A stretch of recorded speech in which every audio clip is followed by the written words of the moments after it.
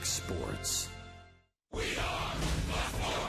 We are Arizona.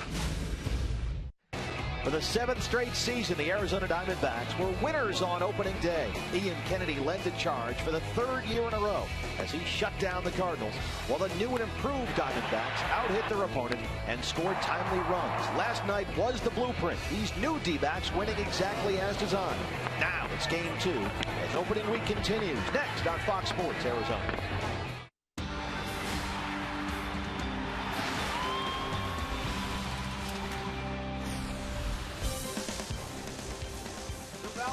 A thrilling opening night for the Arizona Diamondbacks to begin the 2013 season, and now we're back here. 161 to go. It's game 2 of this opening series. The Cardinals and the Arizona Diamondbacks on a beautiful night here at Chase Field. Good evening from Chase Field. Welcome to the broadcast. Steve Berthune, Bob Brunley along the way. And BB, after a thrilling opening night win last night, the D-backs here today trying to start 2-0 for the 2nd year in a row and just the 5th time ever. And I think the great thing about last night's win was the blueprint worked exactly as planned. Very rarely does that happen in the game of baseball, but last night was a perfect example of what the Diamondbacks' way is going to be this year. You see what they did offensively in the ballgame, pounding away at a pretty good starting pitcher in Adam Wainwright.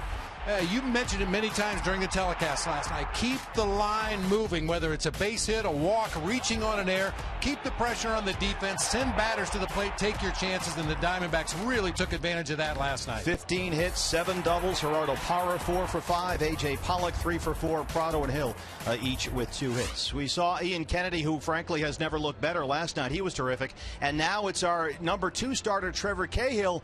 And it's a different guy. We saw this spring, BB. He lost 15, 20 pounds over the winter. Yeah, there's a little less of Trevor Cahill this year, but what we saw in spring training was really good. He spent a lot of time really concentrating on that straight changeup.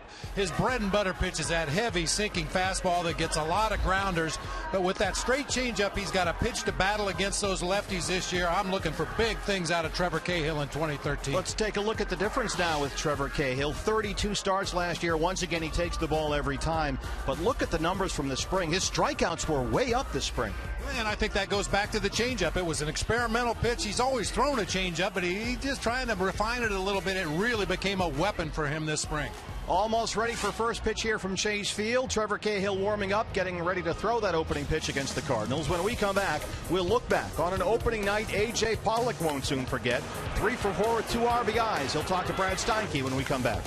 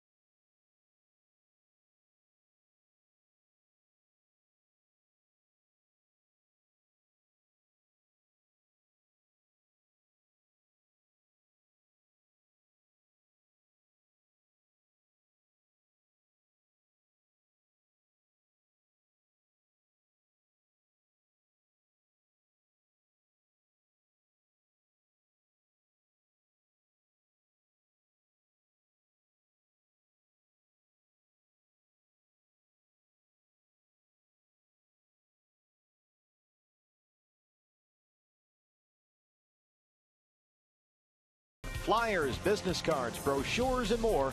We can print that. Oh, an absolutely gorgeous night in the Valley of the Sun. The roof and panels wide open here at Chase Field as the D-backs get set to take on the St. Louis Cardinals. Brad Steinke with you outside the D-backs dugout. You know, a couple of weeks ago, outfielder A.J. Pollock wasn't sure he'd even make the D-backs roster, let alone get his first ever opening day start in the major leagues. And he certainly made the most of his opportunity last night, going 3 for 4 with a pair of RBI. A.J. doing his best to take it all in.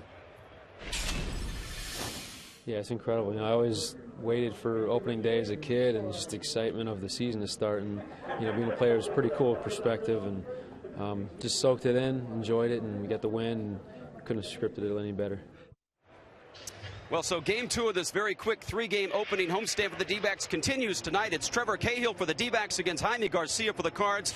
All the baseball headers away in just a little bit. BB and Steve Berthume have the call right here on Fox Sports Arizona. Opening week rolls on.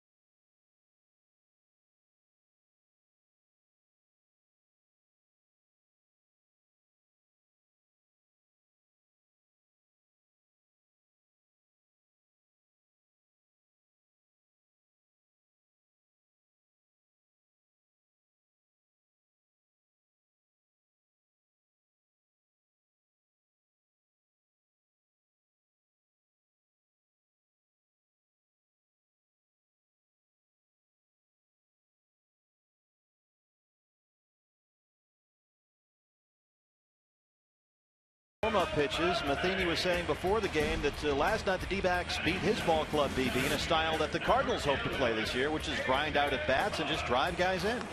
Well, the Cardinals certainly didn't look like a team that was trying to grind out at bats last night. They were falling behind Ian Kennedy, swinging at a lot of first pitches. Hopefully the same tonight against Trevor Cahill. And the same lineup tonight against Trevor Cahill we saw last night. Well, Cardinals a little dinged up, just like the Diamondbacks. Carlos Beltran playing with a broken pinky toe and really laboring out there in right field last night. A couple balls dropped in the gap that normally would have been caught. This is the lineup that will face a slim and trim Trevor Cahill. Last year, 13-12, the ERA 3.78. Once again, he gave you 200 innings. That's what he does. The WHIP, which is walks plus hits divided by innings pitched, at 1.29. That's a stat we'll be looking at all season long here on Fox Sports Arizona. It's a really good stat that tells you how a pitcher is doing, because it tells you about things he can control. Absolutely. And Trevor Cahill, as we alluded to in the open of the show, is going to throw a lot of ground balls. His infield is going to be busy tonight if he's on top of his game. That's what Trevor Cahill brings. The fastball's a two-seamer with a lot of sink. When they say sinker, often they're talking about a two-seam fastball. And here we go. Underway, John Jay takes a strike. Jay last night 1 for 4. He struck out twice. Leading off and playing center field tonight. 305 last year, 4 homers and 40 RBI. 1-1. Boy, Jay, with a lot of movement with his hands and his setup position as Trevor Cahill's getting ready to deliver the ball to home plate. Most hitting coaches like to see a guy be a little bit more still, but Jay, very active with those hands. He got all out of whack last year, was injured, came back, and went right in a slump. So to clear his head, Jay stopped looking at video and scouting reports completely, and instead went into the cage with the hitting coaches and just hit off a tee. And as you said, Mike Matheny said that the swing has a lot of moving parts, and when they get out of whack, it's tough to fix. And you'll notice, BB, he kind of sways when he's up there. John Jay relies a lot on rhythm when he's swinging well. And Matheny said when he gets it right, it's pretty dynamic. But when it gets out of tune, things can go wrong. Yeah, and as you mentioned, the more moving parts you have, the tougher it is to keep them all in sync. He's sort of just swaying up there, and he swings and misses. Cahill, 1 down. Swing and sway with Sammy Kay. I know that's way before your time, Steve. The big bands. I love the big bands, baby. That power sinker started it on the outside corner, tailed it out of the zone to get the swinging strike. Way to hit that 18-25 demo. Here's Matt Carpenter. What a night here at Chase Field. Just absolutely gorgeous. Panels open, roof open. Carpenter last night 1 for 4, had a double and scored a run. There you see his numbers from last year. Went to TCU. He was a 13th round pick by the Cardinals back in 09. Well, it falls behind the count 2-0 does Trevor Cahill. 2 pretty good pitches though, right at the outside corner with that tailing sinking action. Very disciplined at bat so far by Matt Carpenter. 2-1. They're trying to figure out a way, BB, to get his bat in the lineup. They really like what they saw last year. And as we said last night, he worked out at second all spring. David Freese is injured, so Carpenter's at third. Defensively for the Arizona Diamondbacks tonight, little change. Have a left-hander on the mound in Jaime Garcia. So Alfredo Marte starts in left, and Jason Kubel is on the bench against the lefty. Other than that, BB, it's the same deal. And why not? Worked pretty good last night. Worked as well as it possibly can last night. Boy, that was something to watch. Aaron Hill. 2 down. And that's what you want from Trevor Cahill. Strikeout, ground ball. That's going to work out just fine. You know, I kind of joke about infielders playing behind a sinker ball pitcher, and you know on those days when Trevor Cahill or in the past Brandon Webb take the mound, you're going to be busy. You might take a few extra grounders during batting practice. You know, really focus on your positioning because you are going to be busy. Matt Holliday stepping in now for the Cardinals. Hitting third, playing left field tonight. Holliday 1 for 4, had a double and an RBI. Last season, 295, 27 homers and 102 driven in.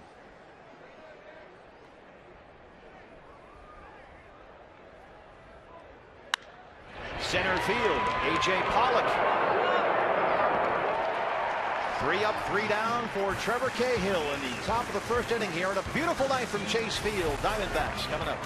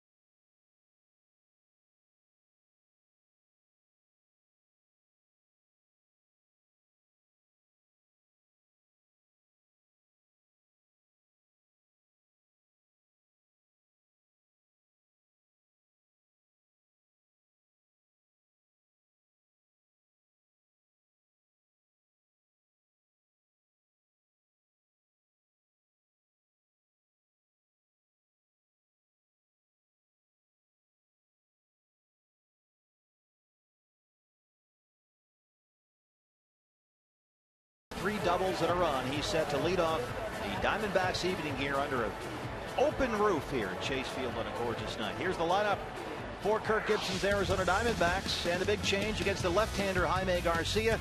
Alfredo Marte makes his major league debut in left field. Well, that's one thing every manager likes to do. Try to get your players involved as quickly as you can. And Alfredo Marte getting the nod in left field tonight in place of Jason Kubel. Hopefully Marte have a big night tonight. Get everybody contributing.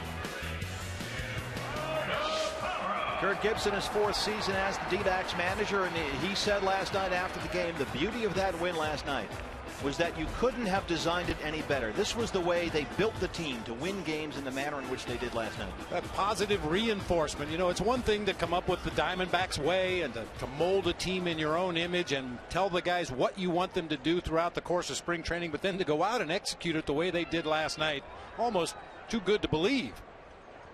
Gerardo Parra almost too good to believe last night. What a night. Second 4-hit day on opening day in Diamondbacks history after Steve Finley in 2000.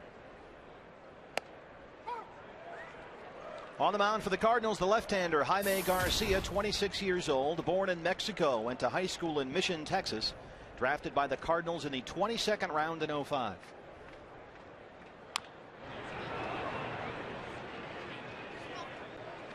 You saw him start the game with a first pitch cutter. He'll throw a 4-seam fastball, a cut fastball. I think his out pitch is that straight changeup, but he'll also mix in an occasional curveball. And much like Trevor Cahill, very much a ground ball pitcher. That's where he makes his living. Parra swings and misses, and it's 1 down. Yeah, Garcia was limited to 20 starts last year. Made 11 starts before going on the DL with a left shoulder strain. Came back and made 9 more starts after his DL stint, but in the postseason only pitched 2 innings, had to come out of the ballgame. Here's Martin Prado. Prado in that 2-hole again, batting second and playing third. Last night 2 for 5, 2 doubles, scored twice and drove in a run. Last year in Atlanta, 301.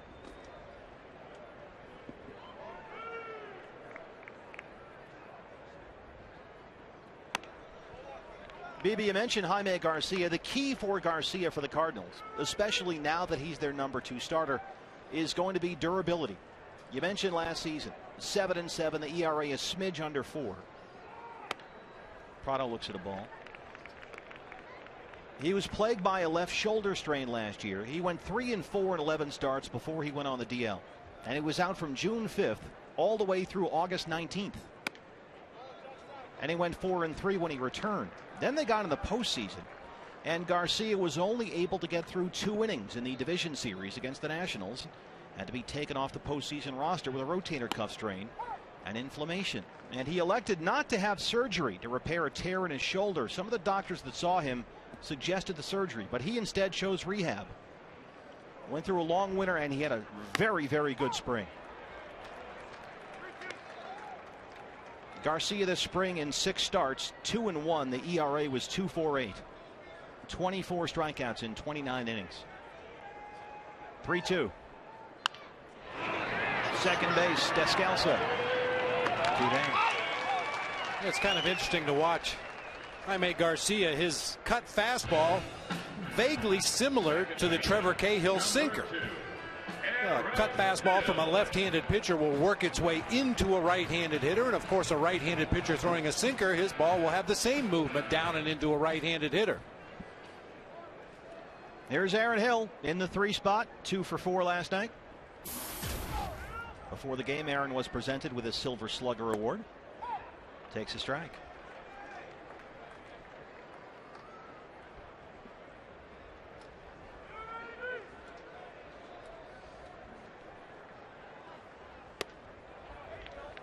One and one.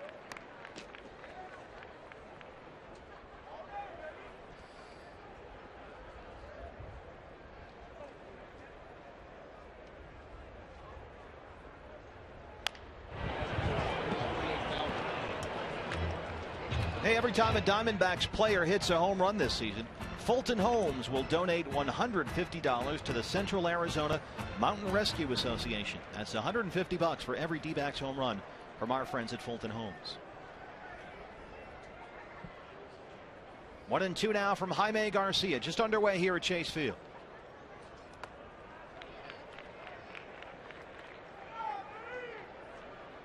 Boy, what a spring it was for Aaron Hill. As you see Yadier Molina behind the plate. Aaron 385 in 20 games, a homer, 6 doubles, 13 RBIs. And he continued that last night with a 2-for-4 game. There it is. And most of his outs were hard hit balls as well. You know, he just was feeling really good this spring. A lot of hard work early in the morning, and it certainly translated during the Cactus League games.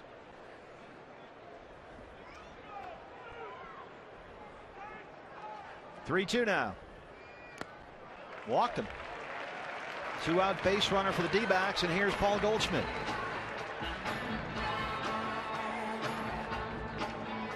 Well, here we go again. Much like last night, what appeared to be a relatively quick inning for Jaime Garcia. Suddenly a base on balls. He's got to face the cleanup hitter in the Diamondbacks order with a runner on base. This is what the D-backs hope to do on a regular basis. Find ways to put pressure on the opposition, even with 2 outs in the inning. Goldie last night 1 for 3, scored a run. And this is his situation. He just feasts on left-hand pitching. 0-1. Boy, that backdoor cutter has been a big pitch already here in the first inning for Jaime Garcia. Starts it just off of the outside corner to a right-handed hitter. That little bit of late movement brings it right back to the corner, and Yadier Molina doing a nice job of making those pitches look good. You saw Goldie last year 286 against lefties. However, he hit 343.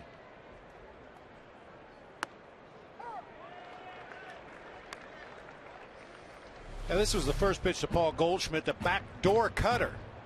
Starts it just off the plate, maybe that inside line of the left-handed batter's box. Yeah, it cuts right back to the corner. A lot of right-handed hitters will give up on that pitch. They see it outside, they take it thinking it's a ball, and that late movement brings it right back to the corner of the plate. There you saw the splits for Paul Goldschmidt.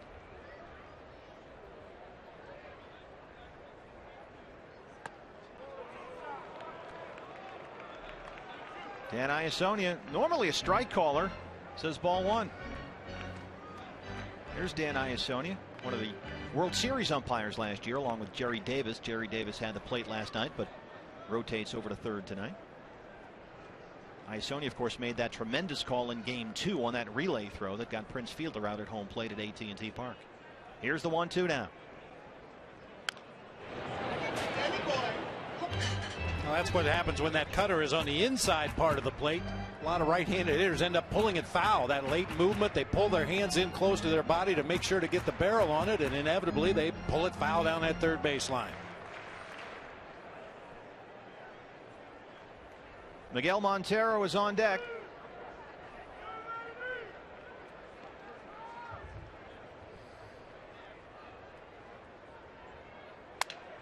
Shortstop Pete Kozma will go the short way. That ends the inning.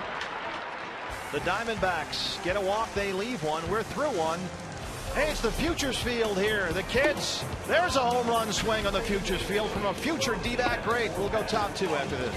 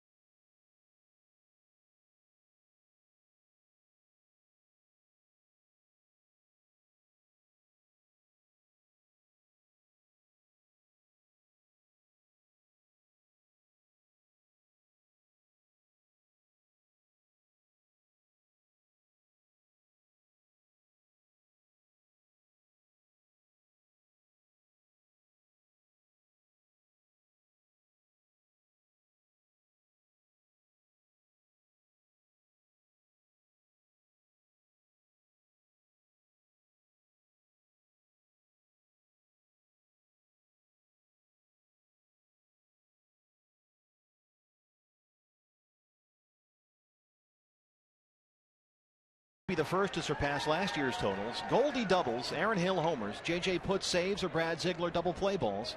And we want to get your tweets on this, BB. You tweet us, and that's how it works here on the ATT Twitter poll question when we're on the Twitter. How about if I just tell you which one I like? You're going to have to get on there sooner or later. I'm sorry. I think JJ is going to surpass last year's total before the rest of those guys surpass their totals. I think he's going to have more save opportunities this year. That's the plan. Craig, Beltran, Molina. 4, 5, and 6 here in the Cardinals' second inning. Alan Craig last night 0 for 4, 2 strikeouts. Stepping in here against Trevor Cahill tonight. Craig last year, what a year it was. 307, 22 homers, and 92 RBI.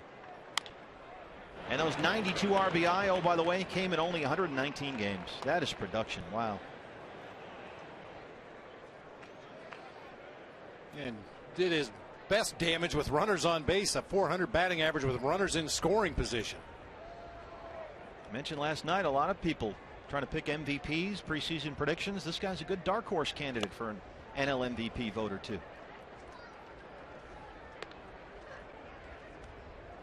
Cardinals thought so as well, and now he's under contract through at least 2017. They locked up Alan Craig this spring.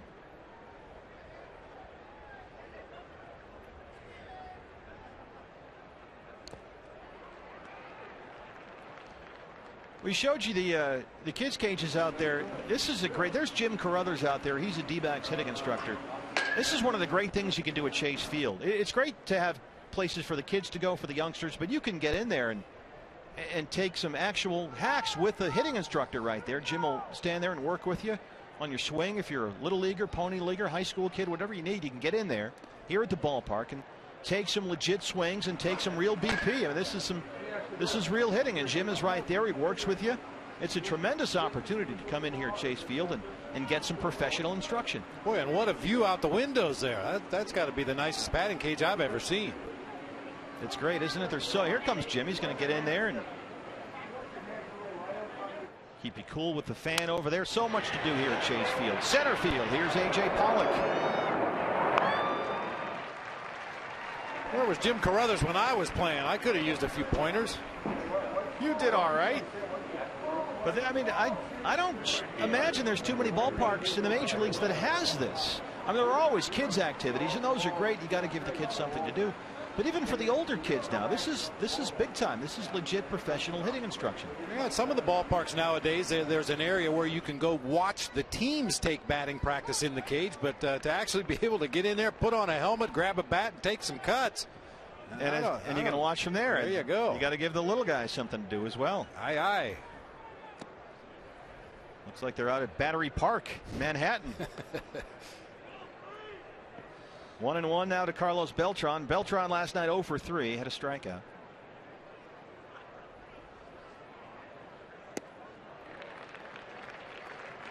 When you just wonder how long Carlos Beltran will continue to try to play through that broken toe. He was really limping badly out in right field last night, getting poor jumps and just no acceleration at all going after balls hit in his direction. He's so valuable swinging that bat, though. You take your chances that that thing will slowly heal and he'll get back as close to 100% as he can. But in the meantime, that's a dangerous thing to have an injured player playing in the outfield. Cahill strikes him out looking. Second strikeout of the night for Trevor Cahill. 2 down here in the second. You mentioned Alan Craig as a potential MVP candidate in the National League, and there's some talk among people close to the Cardinals that he may find himself out in right field. Big left-handed hitting Matt Adams is a guy that can play first base, and should that injury to Beltran be bad enough that he has to go to the bench, don't be surprised to see Alan Craig play some right field. It's a great picture right there. Great background. Yadier Molina steps in. Of course, if you talk to Cardinal fans, they want to see Oscar Taveras. Oh, everybody wants to see Oscar Taveras. Yadier last night 1 for 3, had a double, 315 last year. I was at the Futures game last year, All-Star Weekend, and picture Kauffman Stadium in Kansas City, where they have that big, giant Royal logo scoreboard out in center field. Oscar Taveras, who's a top Cardinal prospect, was hitting him off that scoreboard in batting practice. Jeez. And many consider him to be the best hitting prospect in baseball right now. And it's interesting where that fits in. They have so many guys that need to get in there. They need to find Carpenter some at bats. They need to find Matt Adams some at bats. And Oscar Taveras is kind of sitting there without a spot right now. So it's going to be interesting to see how this Cardinal offensive lineup evolves over the course of the year. Said Dan Iassoni was a strike caller. He's got 2-2 right now. These guys have a tremendous farm system. They have Colton Wong, a second base prospect they like a lot. All these young guys in the bullpen, they all throw 98. Chopper up the middle, base hit. 2-out base runner for the Cardinals here in the second.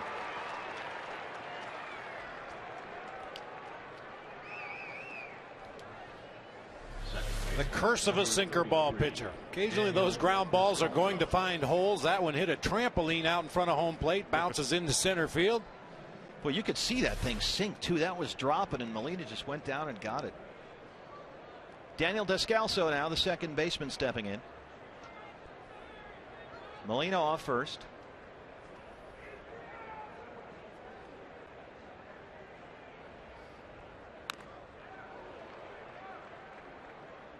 Descalso last night 1 for 3, had an RBI.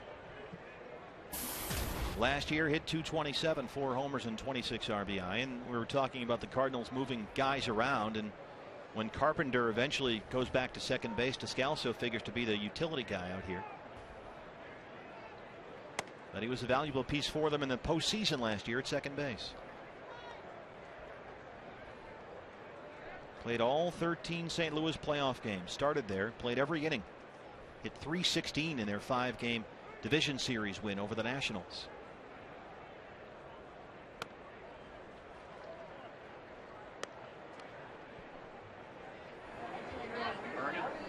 Ernie. 90th birthday party out there. Hey, all right. Don't scare him. Thumbs up. Some thumbs up for the food, the view, the ballpark. Oh, yeah. First base side, Paul Goldschmidt. That's the inning. CenturyLink, what's next? A.J. Pollock is due up. He's next. CenturyLink is your link to what's next.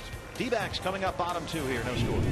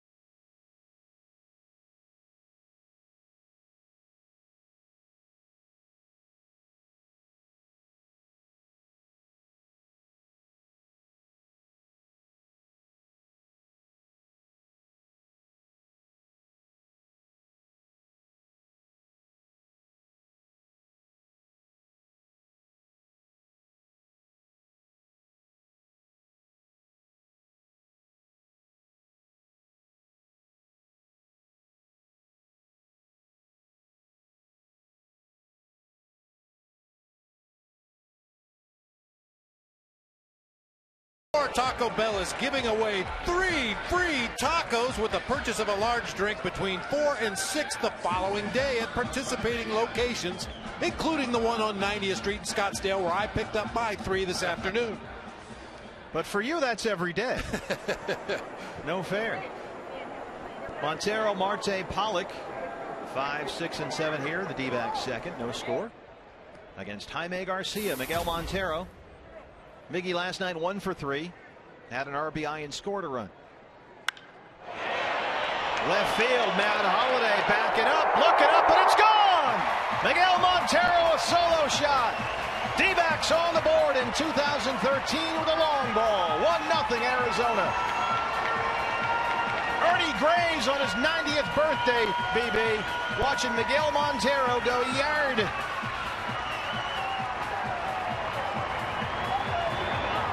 And that's another $150 from our friends at Fulton Homes going to Central Arizona Mountain Rescue.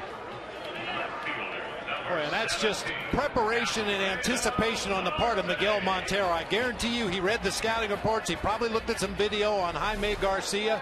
Looked for that cutter away, got it, and did not miss it. Major League debut for Alfredo Marte. He looks at a ball 1-0. Alfredo Marte with a chance here to join the list of Diamondbacks who have homered in their first big league at bat.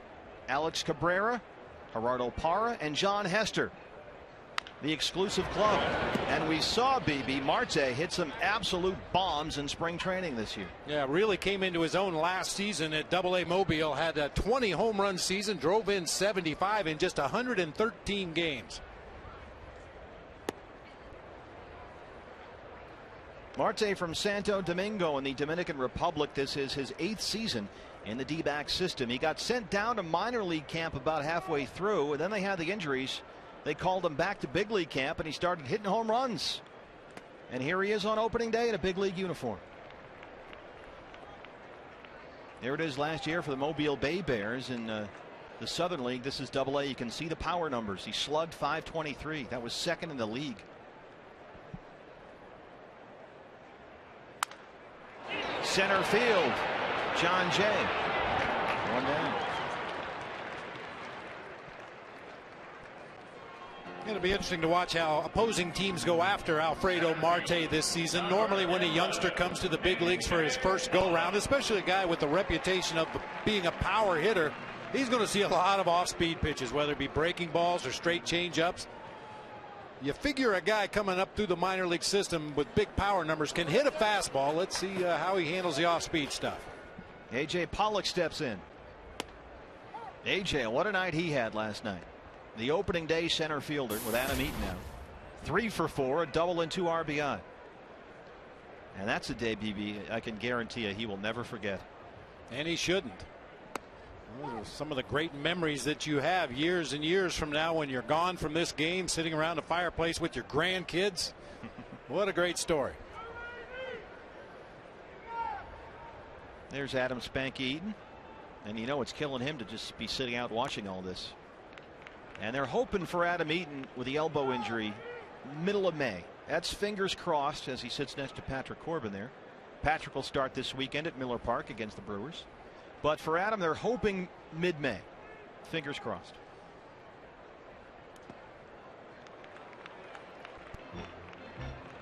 Well, being a young, healthy, physically fit young man, you'd like to think that he'll heal quickly and get on his rehab and get back on the field. The problem with Adam Eaton is sometimes you have to rein him in a little bit. He might be in too big of a hurry to get back on the field, and the last thing you want to do is re-injure that elbow. You mentioned physically fit. That's the all-you-can-eat section. Pollock gives it a ride to right. Beltran giving chase with that bad toe, and he makes a nice running catch short of the fence. We saw limited mobility last night by Carlos Beltran in right field, BB, but he did a nice job there. Yeah, covered some ground that time. Had a long way to go to get over near the barrier in foul territory down that first baseline, but able to make the nice running catch. Look how he very carefully keeps his toes away from that side wall. Braced himself with both hands, lifted his feet up off the ground so he wouldn't bang that broken toe into the wall.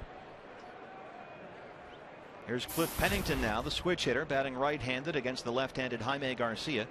Cliff last night 0 for 4, 3 strikeouts.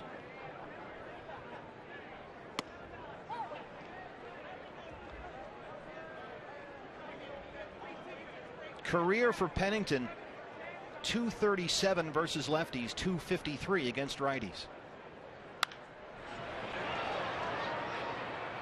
Have you ever been, BB, to the all-you-can-eat section here? I mean, this is Basically, you get in there and you can just go nuts. That sounds like my kind of place. I mean, they got everything in there. Oh, my. Like I said, you can go nuts. Get your peanuts. Popcorn, peanuts, the whole thing. Oh, what a deal. That's a good deal because you can, just wander back and forth all night. Oh, and that's the end of the inning. Go back, get some food. There you go. Load up. Now get back out there. Let's see, they've got monitors up there on the wall. Why would you ever leave? You could watch us and just stuff yourself. Looks like your living room. Pennington strikes out, but the Diamondbacks are on the board. Their first home run in 2013 comes courtesy of Miguel Montero. Going the other way. Diamondbacks, we're through 2. They lead the Cardinals 1-0.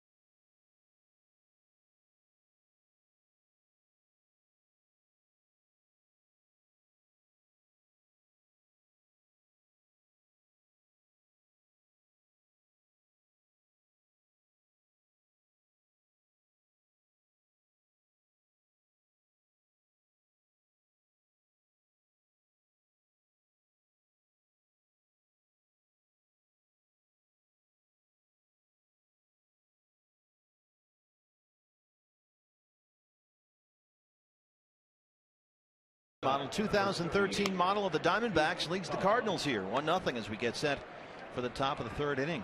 And don't forget, BB, to stock up. We got a new team this year, new look, so you got to get some new stuff. Yeah, new jerseys.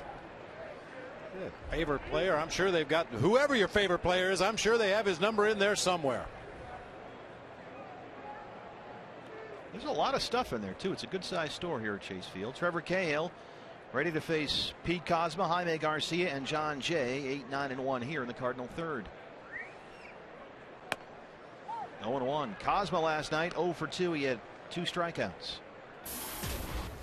Always a key to get the leadoff hitter in an inning out, but especially when it's the number 8 hitter in the lineup. That will force Jaime Garcia to go up to the plate and swing the bat rather than attempt to put down a sac bunt. And after getting the home run from Montero and getting the 1-0 lead, ideally you want the shutdown inning. You got the lead. Let's establish it now. 1, 2, 3, and just keep moving. Got a chance to do that here against the bottom of the order.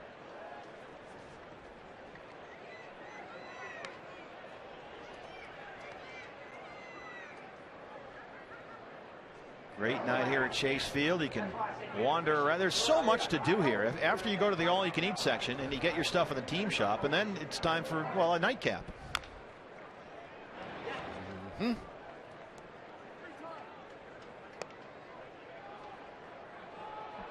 And I tell you what, when the roof and panels are open here, it's just gorgeous. Absolutely beautiful.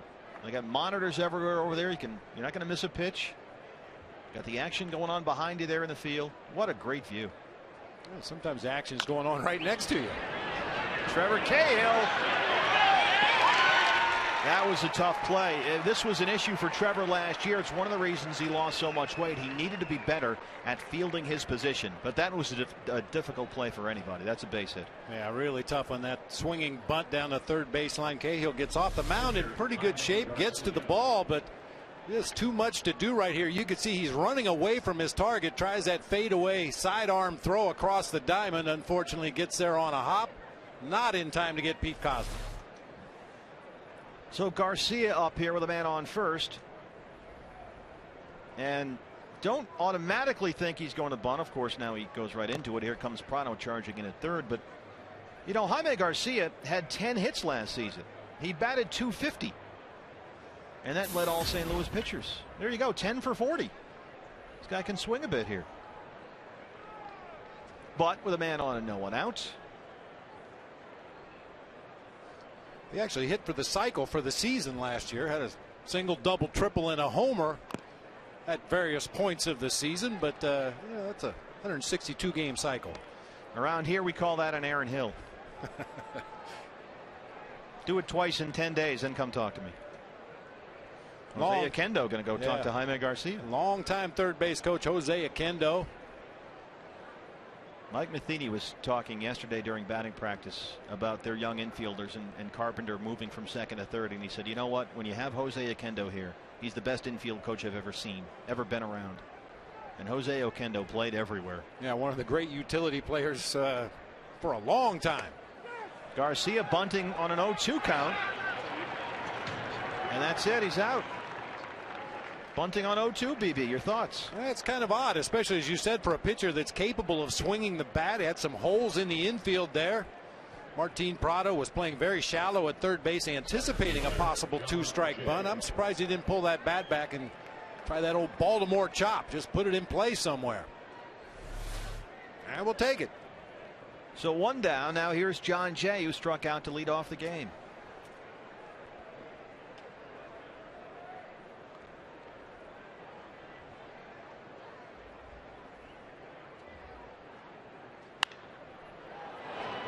Left field side, hooking foul.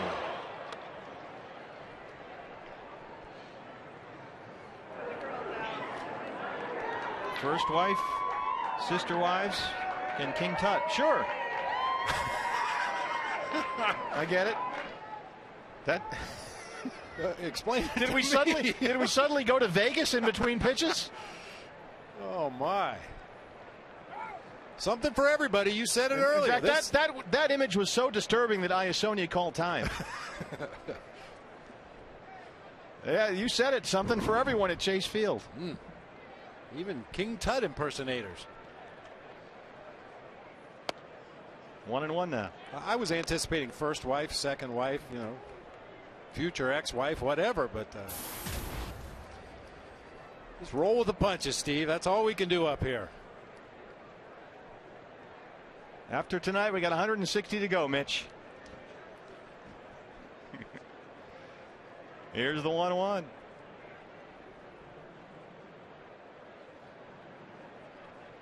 Oftentimes you'll see pitchers trying to control the running game. It's not always about throwing over to the base. It's about disrupting the rhythm of the base runner and altering the length of time you pause at the belt, sometimes short, sometimes long. Well, what I really liked in spring training, Charlie Nagy and Kirk Gibson have their pitchers, even when they throw a side session with no batters down in the bullpen, they have them work on that. Quick pitch on one, hold the ball for 5 seconds on another, hold it for 3 on the next pitch, just so they get accustomed. So many pitchers get into a rhythm out there, which base runners can very easily read. Yeah, you talked about 161 to go, Steve. This is why players say it's a day-to-day game. I mean, there's a lot of empty spaces right there. We got to play all these games, and we'll be here with you for 150 on Fox Sports Arizona. Yeah, it can be a little daunting if you look at the schedule that way. Just take them one day at a time.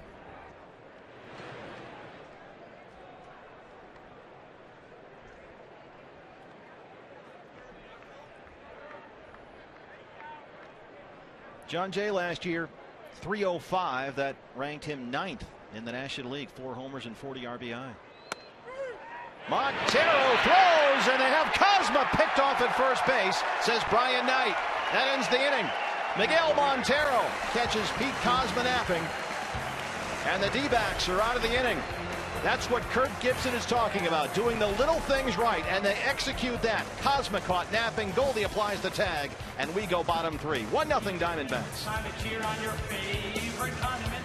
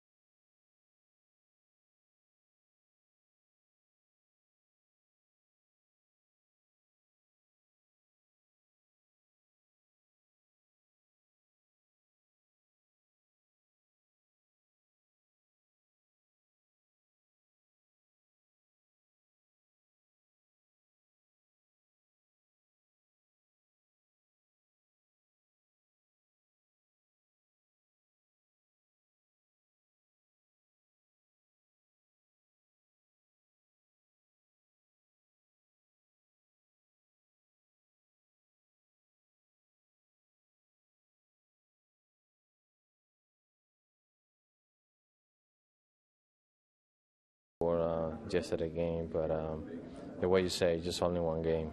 And we have to make sure that we can be consistent with and play that 27 outs, no matter how bad we're losing or how good are we winning, and that's our goal. Just go all the way through.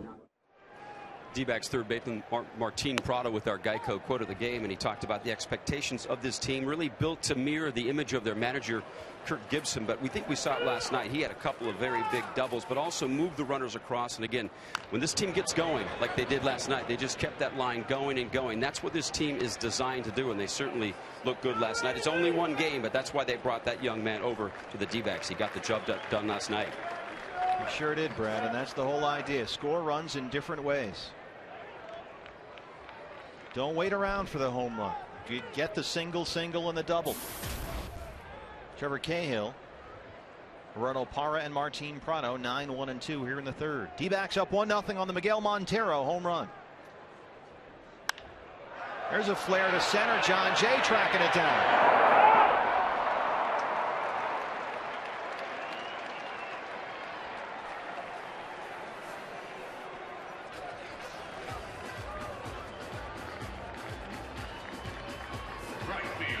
With Holliday playing left field and an injured Carlos Beltran playing right, John Jay's going to get his leg work in the early part of this season. He's got a lot of ground to cover out there in center field, and he's going to make a nice running catch on that drive off the bat of Trevor Cahill. There's Carlos Beltran playing with that broken pinky toe. And there's John Jay in center, former Miami Hurricane, went to the U. Gerardo Parra steps in, struck out on his first at bat after the 4-for-5 night last night with 3 doubles. First pitch swinging. Alan Craig bobbles it, but he'll take it himself. 2 down.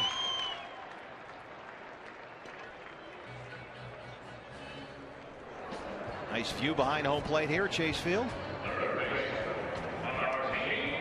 This ballpark, BB, looks like a big ballpark on TV, but when you get here and you sit really anywhere between the foul lines, it's a very intimate ballpark. The sight lines are tremendous, and you really are right on top of the action. There's not a lot of foul ground here. If you're in the infield bowl especially, you're right there, man. Martin Prado grounded to second his first time up. 0-1. Yeah, you knew he was going to take until he had at least one strike in this at bat. Martin Prado is not afraid to hit deep in the count. He's not afraid to hit with 2 strikes. He ranked 21st in the National League last year in pitches per plate appearance.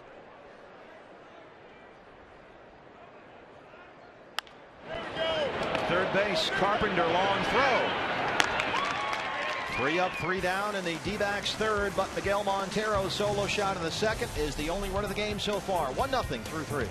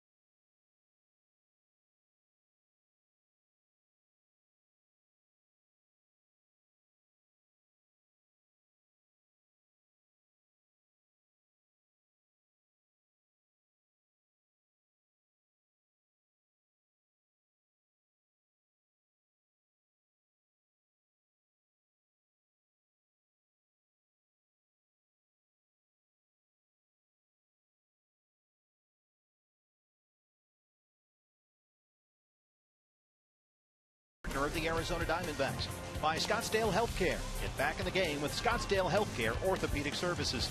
And by Gila River, proud partner of the Arizona Diamondbacks. Back at Chase Field, 1-0 D-backs lead the Cardinals. Matt Carpenter, Matt Holliday, and Alan Craig here against Trevor Cahill in the St. Louis fourth. Miguel Montero's solo shot off Jaime Garcia, the game's only run so far. Carpenter grounded out to second in his first time up. Hey, Bert, Matt Carpenter, a little bit of a rarity. I can only think of one other player off the top of my head that hits without batting gloves. Hunter Pence, the outfielder for the San Francisco Giants, occasionally will wear one glove, but Matt Carpenter has his fingers taped up, but no batting gloves. He's got like a linebacker there. He's got his fingers taped up and everything, or a hockey player maybe. Well, when you hit without batting gloves, you have a tendency to get blisters. So I imagine he's trying to protect some hot spots on those hands. Matt Carpenter, 27 years old, from Galveston, Texas. I know one thing, the at-bats go a lot faster if you don't wear batting gloves. Because even when guys take pitches, they have to step out of the batter's box and readjust their gloves before every pitch. Guys get a little fidgety. Yeah, Carpenter just takes a step out, takes a practice swing, jumps right back in there. He doesn't have to. Yeah, there's not too many guys that do that. No. I remember Nick Castellanos, the Tigers prospect, was a bare hand guy last year, but no one else really comes to mind. Here's the 2-2.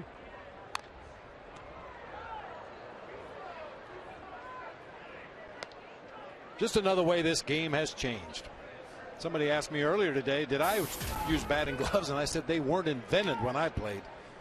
No, come on. Guys had gloves then. Well, I'm telling you, in the minor leagues, it wasn't like there were glove companies, especially for minor leaguers. You had to go out and maybe buy a golf glove.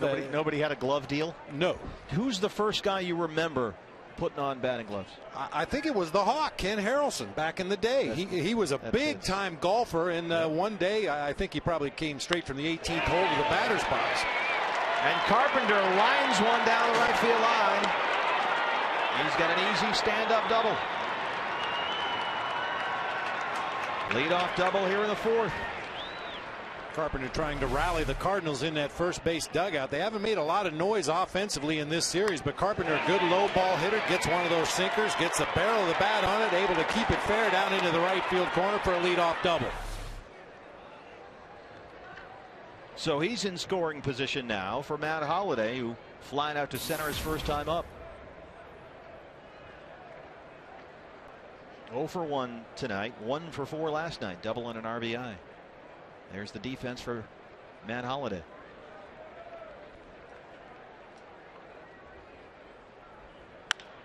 Second base, Aaron Hill. Carpenter to third. Moves him along. Hey, baseball is back, and there's no better time to become a season ticket holder. You can choose the ticket plan that's right for you. You can buy a full season, a half season. You can choose from weekend or series plans, and you'll enjoy all the benefits of being a season ticket holder, like early entry into Chase Field, exclusive events with the players and coaches. Call now and learn more. 602-462-4600 or log on to dbacks.com. Carpenter to third now, 1 out for Alan Craig. Craig fly to center his first time up.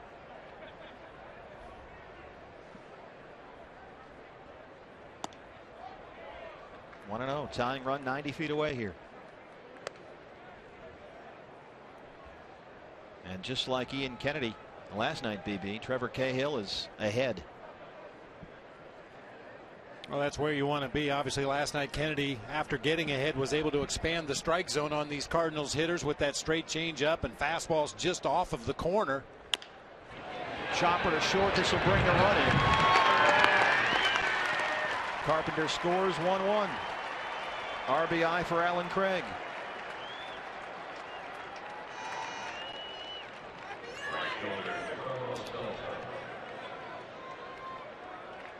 Once again, I mentioned it earlier, the curse of a sinker ball pitcher. Occasionally those ground balls are going to go to the wrong place, and that time up the middle of the field once again. Pennington able to cut across and get the out at first base, but the Cardinals tie it up.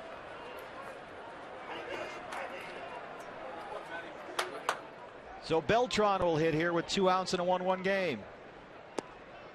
1-0.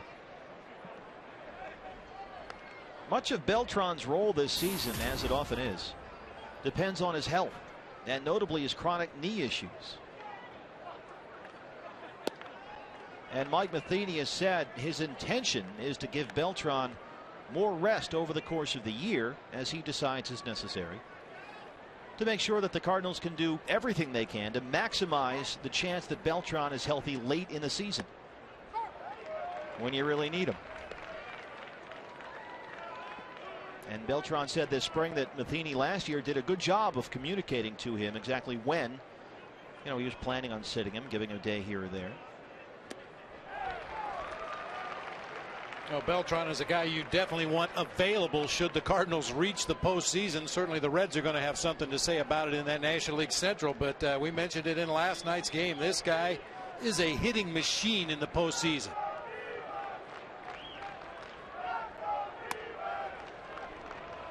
Cahill missed there. It's run full 3-2.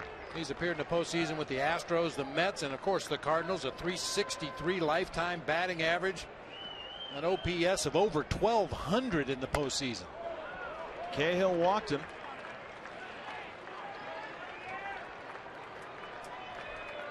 First walk of the game issued by Trevor Cahill. And now Miguel Montero will go out and have a chat as Yadier Molina comes up.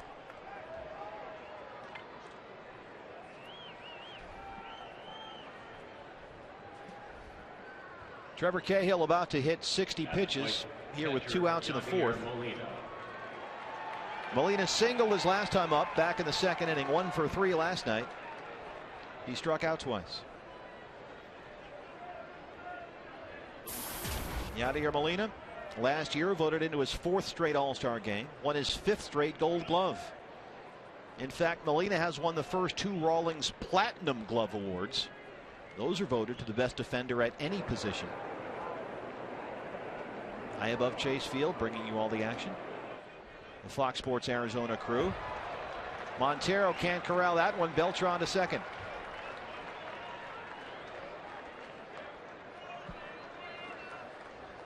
Catchers always anticipate an off-speed pitch, whether it be a breaking ball or a changeup. They anticipate that going into the dirt just because of the nature of the pitch, but you rarely anticipate a guy throwing his fastball in the dirt that far away from home plate. Miguel Montero just tried to go with the backhand pick out of the dirt. Unfortunately got by all the way to the backstop. And that's the other part of working with the sinker ball guys. A lot of the stuff is going to be in the dirt all night. Occasionally they're going to kick away from you. PRADO at third. But the Cardinals get a hit, they get a run. We'll go bottom four. We're all tied up at 1. CenturyLink, what's next? Miguel Montero, homered back in the second. D-backs and Cardinals tied up 1-1.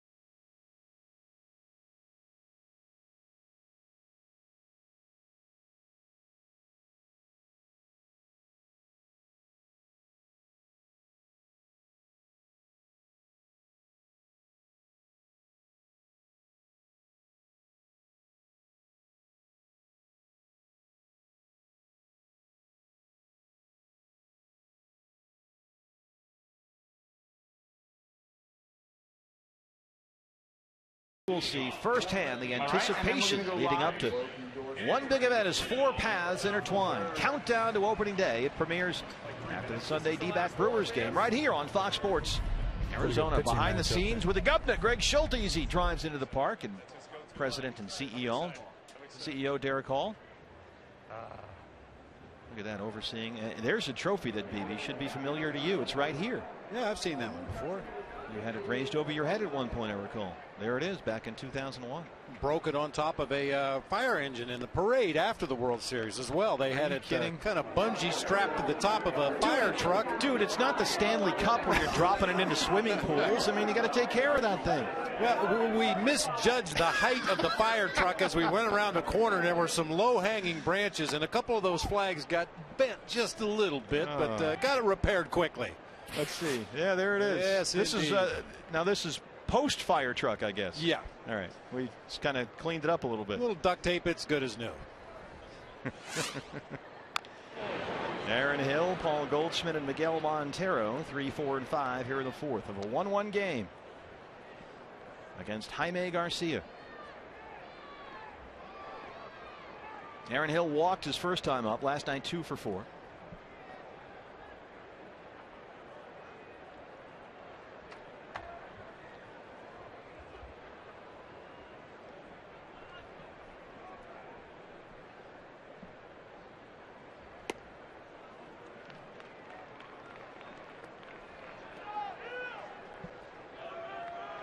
BB, we have a perfect game alert. Uh-oh. I think this is year of the pitcher 4 now. Yu Darvish perfect through 8 for the Rangers in Houston. 14 strikeouts. And this could be the year that last year he was very good. But there it is right now. The Rangers lead the Astros 5-0. And they are through 8. Darvish perfect game. 14 strikeouts, 106 pitches. Here's the 3-2. But Yu Darvish could really have a big year this year. He is their ace. Careful, careful. Nicely done. Poise, composure. Check out the form here, BB. Well, pretty good range. Unfortunately, the hamstrings just don't react quite the way they used to. Nice effort. Third base, Carpenter steps in front of Cosma, makes a nice spinning throw to get Aaron Hill 1 down. Really nice play there by Matt Carpenter. Outstanding play by Matt Carpenter, ranging far to his left, spinning with his back to first base. Almost a blind throw across the diamond. He's had some issues in this series already, finding the handle on the ball when he goes into that glove, but no problems with that one. So one out now for Paul Goldschmidt. Goldie hit into a fielder's choice his first time up. 1 for 3 last night, scored a run.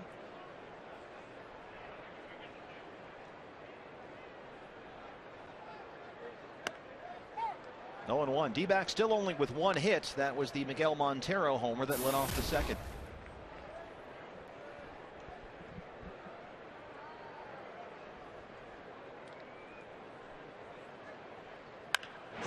In the air to right. Craig giving chase, foul.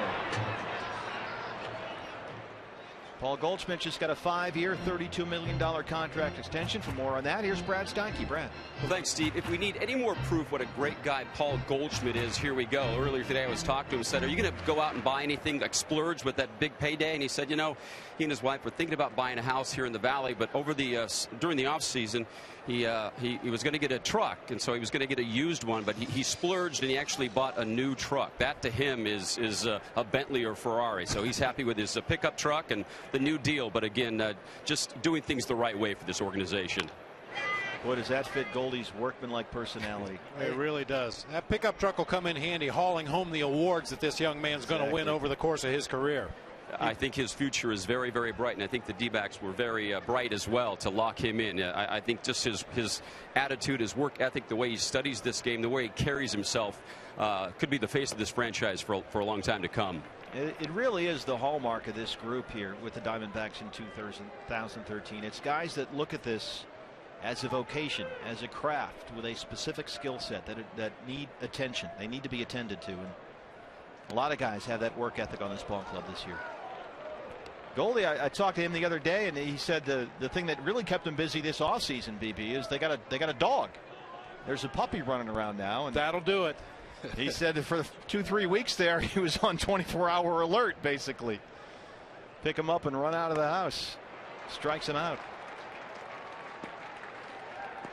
Third strikeout of the game for Jaime Garcia. Well, you can tell what the organization thinks about Paul Goldschmidt when they gave him that parking spot out there behind the right field bleachers for his new truck. I mean, that's the VIP parking area. Was that your parking area earlier? And that you registering a complaint? No, not at all. Hey, yo. All about the players. Here's Miguel Montero. Solo shot to left field to lead off the second. The only hit of the game so far for the D-backs. No, I park out there underneath the overpass where the pigeons use it for target practice. You know what I mean? I'm right there with you. Not in the front row? Not in the front row. That's a great seat out there. Miguel Montero finds a gap in right center. Maybe he'll stop at first. He's 2 for 2. 1 for 3 last night, 2 for 2 so far here.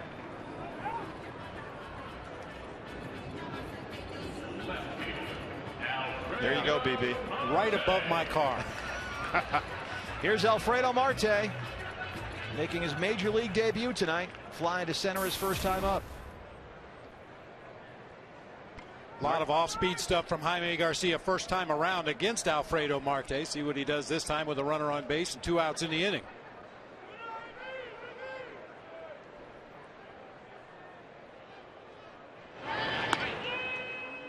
Marte 8 for 47 in 25 spring games with the D-backs. Also homered 3 times in the final week or so. And with Hinsky and Chavez on the bench and some guys injured, Marte is a nice piece here. Right-hand power bat. Can give you a key right-hand pinch hit late in the game. Can start today against lefties like he is. Last year, both a midseason and postseason Southern League All-Star. He, in fact, was named the Southern League All-Star Game MVP. Went 2 for 2 with a double and an RBI. Started in left field for the World Team last year at the Futures Game at All-Star Weekend in Kansas City.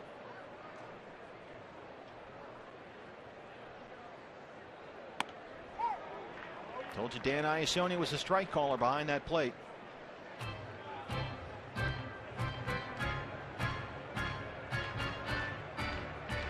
Montero, the 2-out runner at first.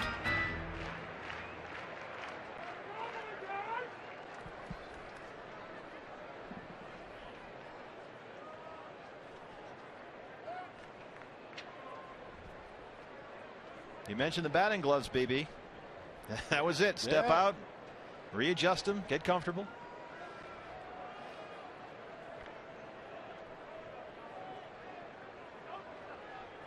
Here's the 1-1.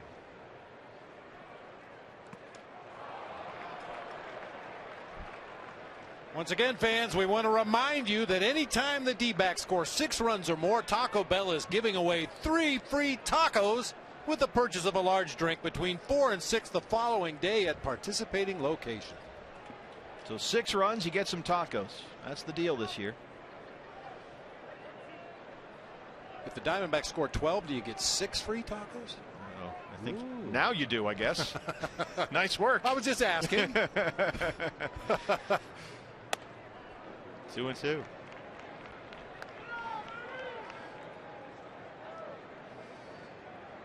Alfredo Marte, second, as we showed you earlier, in the Southern League in slugging, third in OPS, fifth in average, RBI, and total bases. We talked about the bang-up season that Marte had in Mobile, and one guy that saw it firsthand is skipper down in Mobile, Turner Ward, the assistant hitting coach under Don Baylor this year for the D-backs. He saw Marte at his best last season. This is a good at-bat by Alfredo Marte, too. He's run it full against a really good pitcher. Shot at Don Baylor and Turner Ward in the dugout. The hitting coach and assistant hitting coach for the D-backs this year. Most big league teams now go to 2 hitting coaches. There's so much video and so much work. It really does take 2 guys. 3-2, 2 outs. There goes Montero. Swing and a miss. Struck him out. 4th strikeout of the game for Jaime Garcia. The D-backs get a base hit, but they leave one. Through 4. We're tied up 1-1.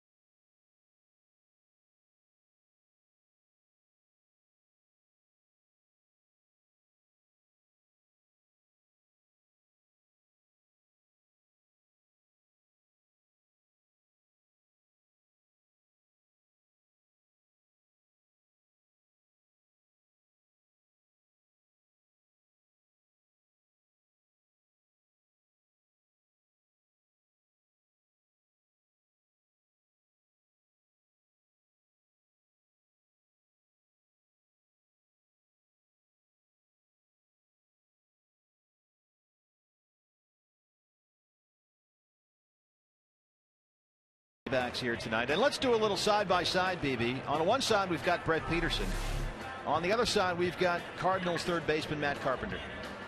Well, Matt Carpenter playing out of position. So is Brett Peterson. He normally works the right field line, so this is a different angle for him. The ball reacts a little differently. He was able to stop it, keep it from rolling to the fence.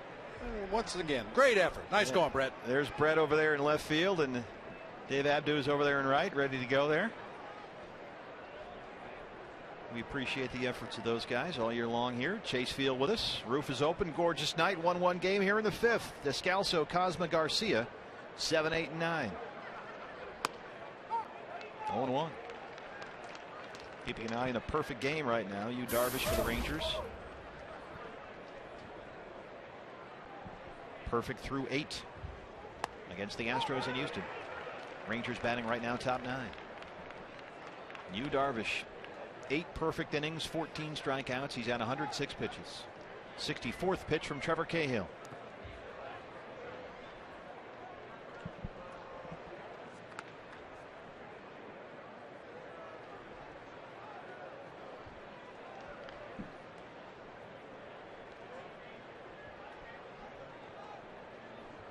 Descalso grounded out to Paul Goldschmidt his first time up. There it is.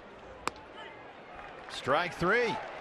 Ring him up, sit him down, says Dan Iasonia. 5th strikeout of the game for Trevor Cahill. We mentioned Yu Darvish, perfect through 8 innings for the Rangers in Houston. There's the strikeout. Perfect through 8, BB. And here's how he got out of the 8th inning. Looking for it would be just the 2nd perfect game in Rangers history after Kenny Rogers in 1994. He's 3 outs away. Here's Pete Kozma, the shortstop, foul back.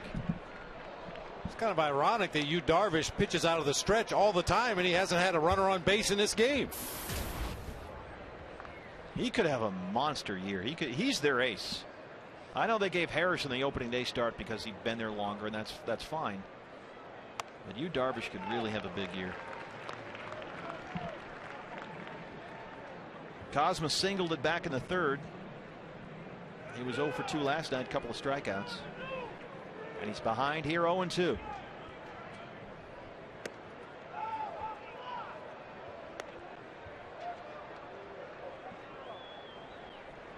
Trevor Cahill really is the blueprint for what the Diamondbacks would like their pitchers to be. Durability, go every 5th day, go deep into games and throw ground balls. Tried the little front door slider, it looked like.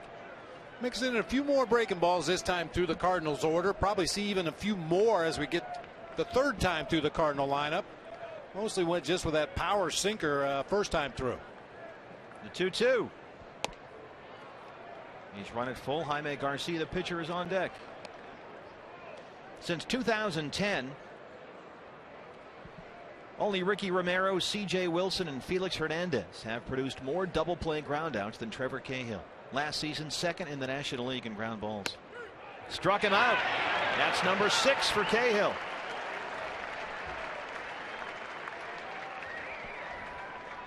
And there it is. Since 2010, Trevor Cahill behind only Romero, Wilson, and King Felix. 2nd in the National League in ground balls and ground ball percentage. And in the major leagues, as you can see, he can throw some ground balls at you. Great night here at Chase Field. Roof panels open. Very comfortable. Just gorgeous. Here's Garcia. And as we mentioned, he can hit a little bit here. Last time he fouled off a bunt on an 0-2 pitch. But last year, 10 hits. Hit .250. Led all the Cardinal pitchers in hitting.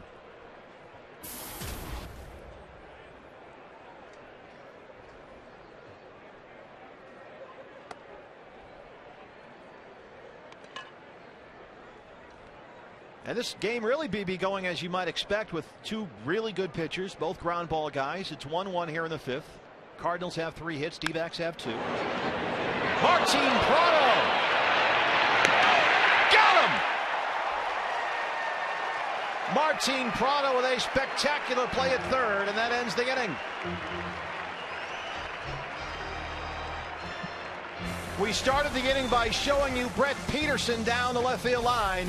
And there's a diving Martin Prado. D-back defense all over the place here at Chase. 1-1, bottom 5.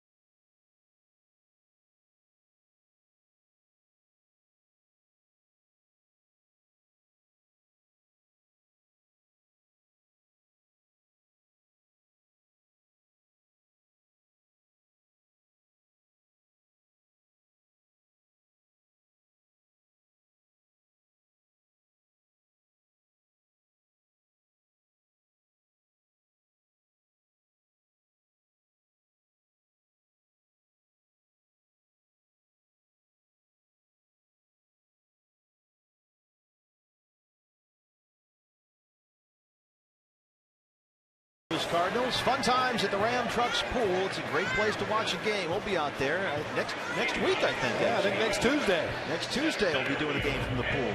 RamTrucks.com. Great place, great spot. Keeping an eye on Yu Darvish. He is 1 out away from a perfect game for the Rangers in Houston. 1 out away. We'll, of course, keep you posted there. In the meantime, A.J. Pollock, Cliff Pennington, and Trevor Cahill, 7, 8, 9 here in the Arizona 5th. Great night to be in the pool.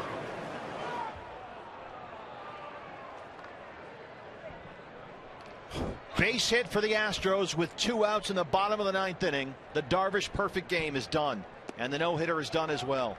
A 2-out single in the bottom of the 9th, 1 out away from a perfect game. The Rangers lead the Astros 7-0, and Darvish came 1 out away. Wow. We'll show that to you over the course of the evening here. But stand down, BB, on a perfect game alert. That game being played in Houston, but it appears there's a lot of Ranger fans in the stands. That's everybody's got it on their phones. Get the updates, the whole thing. Here's the 2-0. Shortstop, Cosma.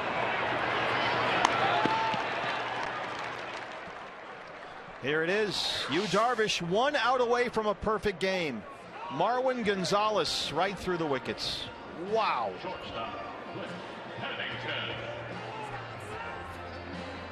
What a night. So Yu Darvish's bid to throw what would have been only the 2nd perfect game in Rangers history after Kenny Rogers falls 1 out shy.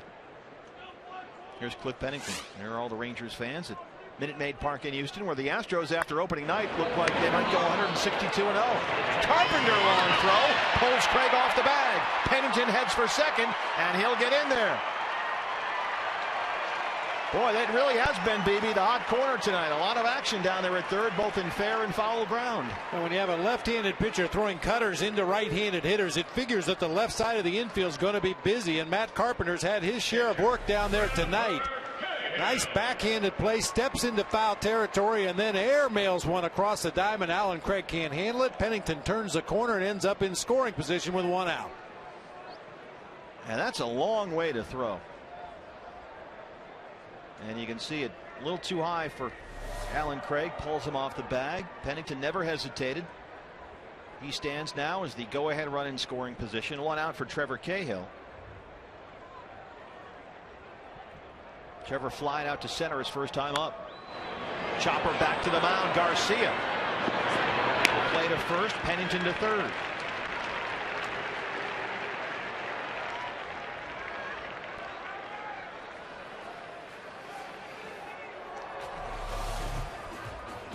Cliff Pennington, second base, got a late read. You see, he held his ground initially and then broke for third base. Garcia assumed that he was off on contact. Didn't even offer a play at third base. Threw on to first to get Trevor Cahill. And Pennington moves over to third with 2 outs. And a chance for Gerardo Parra, the go-ahead run 90 feet away. Parra, after the 4 for 5 night last night with 3 doubles, has struck out and grounded to first. He's 0 for 2.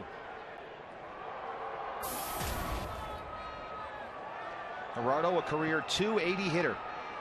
Last year, .273, 7 homers and 36 RBI.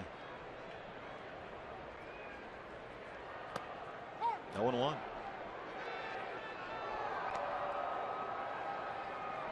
Gerardo had a great spring, 21 games, hit .293, 3 homers, 15 RBI. Got on base this spring at a .348 clip. This will be the 70th pitch of the night for Jaime Garcia.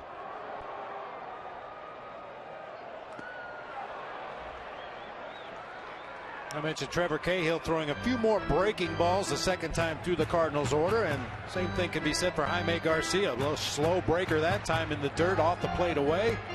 Or just could not check. So he's behind 0-2.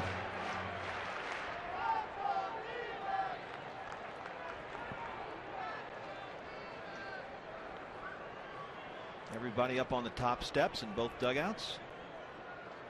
There it is. Chopper first base side, foul.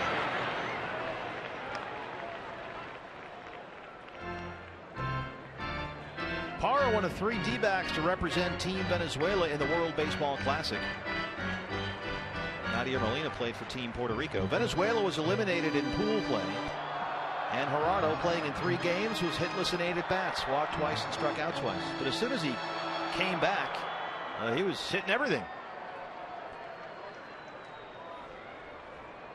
Played for Venezuela with, they got Pennington hung up at third, but Carpenter's not there. Pennington started charging down the third base line. Garcia was caught off guard, but could not make a throw. That's a little bluff by Pennington at third base, trying to induce a balk on the part of Jaime Garcia out there on the mound, but Garcia very calmly broke contact with the rubber, spun around, checked him back to the bag. Did he go? No, says Jerry Davis at third. It's a nice play to run BB on a left-hander, because with his back to third, he sort of just kind of sees what's going on over there, but he's not quite sure. And there you can see Parra definitely held it.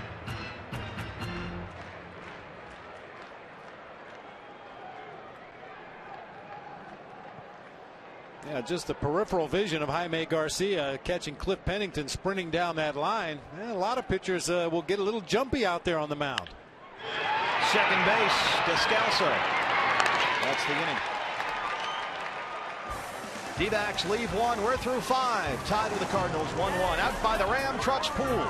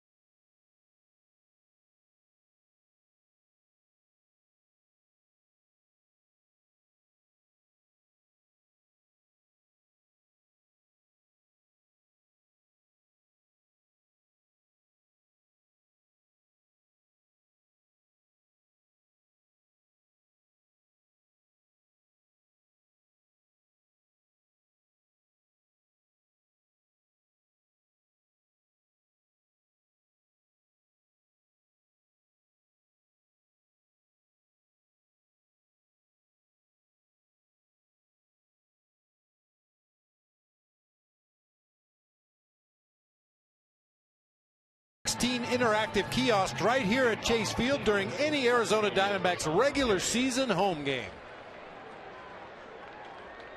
You got one of those in your house, right? I should have. I might have if they're not guarding that after a ball game one night. Now we know why they don't let you park close. John Jay, Matt Carpenter, Matt Holliday, 1, 2, and 3 here in the St. Louis 6th. 1-1 against Trevor Cahill.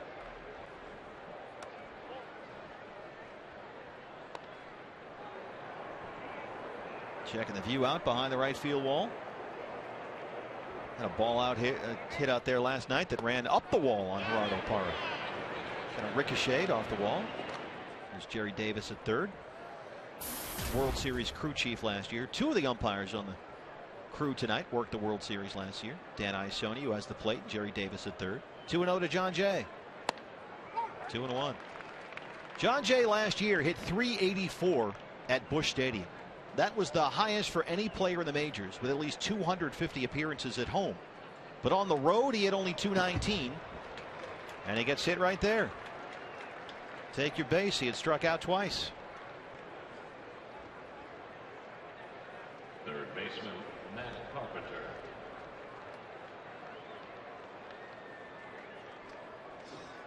Well, if you're going to hit a batter, make sure you hit the fast guys in the legs. It's good strategy. Yeah. Jay, with 19 stolen bases last season for the Cardinals, was caught 7 times. Sweep the leg, baby. Sweep the leg.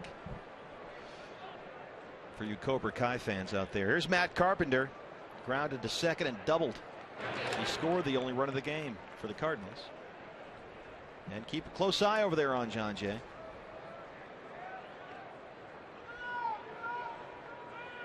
And with the leadoff man on here and no outs, good speed on the bases. We'll see what Mike Matheny chooses to do here. But he was saying earlier today that they want to be aggressive like the D-backs were last night. He was kind of funny about that. He said, you know, they beat us playing our style of baseball, which is pitch well, be aggressive, and string together base hits. And so got a good situation to put a play on here with the top of the order up and the leadoff man on with good speed. Well, one mitigating factor could be the fact that Matt Carpenter's a dead pull hitter for me, and there's a huge hole on that right side of the infield. You might want to leave the runner there and let Carpenter try to shoot that ball into right field. Of course, if John Jay's able to get a jump, put himself into scoring position, then that ground ball to the right side moves him to third base. There you see the room between Paul Goldschmidt and Aaron Hill. Goldie holding John Jay on the bag.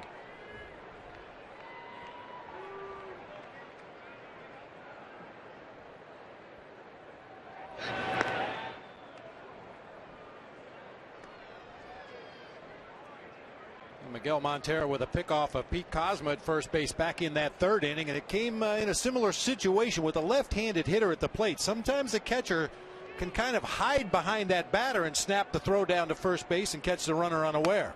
Jay holds. It's 1-1.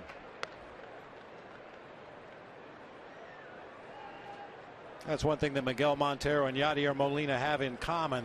Always looking for an edge, watching the base runner, watching the base coaches, watch the reaction of the hitter in the box to see if you can anticipate what they might be doing on a particular pitch.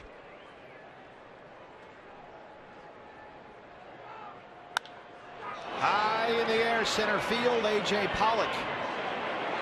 Drifting over toward right, and Marte, left, pardon me, and Marte takes it one down.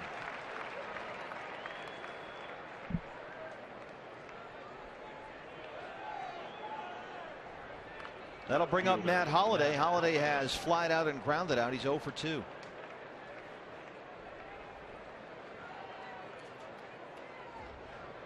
Kirk Gibson said this spring that his hope this season, there's so much to do here. Just play some pool while you're in the Diamond Club watching the game. Here's Holliday. 1-0. Kirk Gibson said his hope for Trevor Cahill this spring that he'll be up to around 20 wins, 200 plus innings. He's capable of that. And Cahill said, you know, that was Gibby's way of getting him to throw more strikes and get after guys, challenge him a bit. And Cahill said, as far as he's concerned, his stuff is there, but he did admit that last year the command was an issue at times, and that's what he worked on all spring. Says his ideal goal for this season would be to try and keep the walks down to maybe 1 a game. Try and set the bar high. He's walked 1 tonight. He's hit a batter. That's Jay over at first. Did he go? Yes, he went, says Brian Knight at first base. Here's Trevor Cahill last year versus spring training. He showed up a whole lot lighter, and the strikeouts went way up. He had a really great spring. Cahill was 2-1, a 1.86 ERA, 5 starts through 19 innings, gave up only 16 hits, and had 25 strikeouts against just 5 walks. Here's the 1-1. Swing and a miss.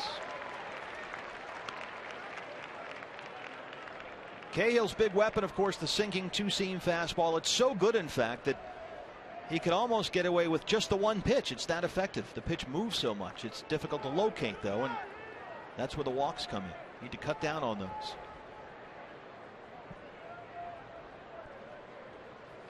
And once again, Diamondbacks pitchers tonight, Trevor Cahill paying a lot of attention to those base runner. Kirk Gibson, one of his goals as a skipper is to slow down, if not completely stop, the opposing running game. A lot of throws to first, a lot of step offs. We mentioned the rhythm out there on the mound, changing the timing of the pitcher's delivery to home plate, making it extremely tough, even for good base stealers, to get a jump over there at first. And some guys, BB, as you well know, they become almost different pitchers when they get men on base. If no one's on base, they're fine, they're cruising. But you get even one guy over there, and all of a sudden they lose focus so much, or they're not able to focus on both controlling the runner and working to the hitter, that everything falls apart. Jay holds. If you just look at the numbers for last year, the Diamondbacks surrendered only 48 stolen bases, which was the fewest in the majors. Ironically, the Cardinals were second. Their 44% caught stealing rate was the best in the majors, and again the Cardinals were second at 43%. So Kirk Gibson knows whereof he speaks. Slow down that running game, keep the double play in order, keep guys out of scoring position. Left field, Marte. Looking up, and it's gone. Matt Holliday, a 2-run home run. It's 3-1 Cardinals. A line drive that got out of here in a hurry. An absolute rope over the head of Marte and left.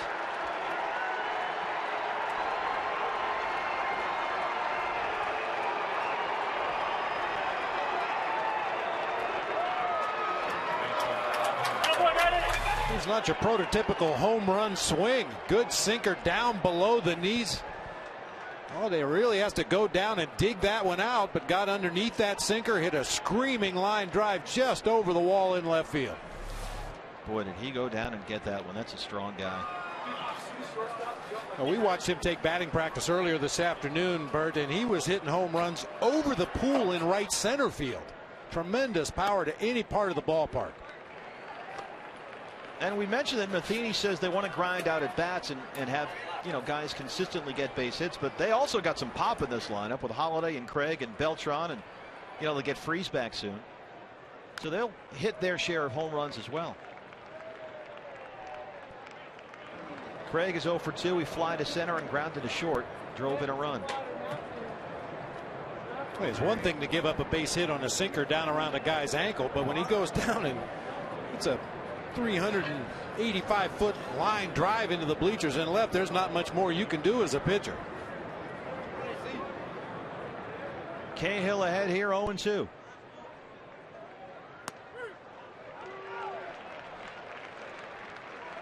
There's the strikeout, 7th of the game for Trevor. Right fielder, Carlos Beltran.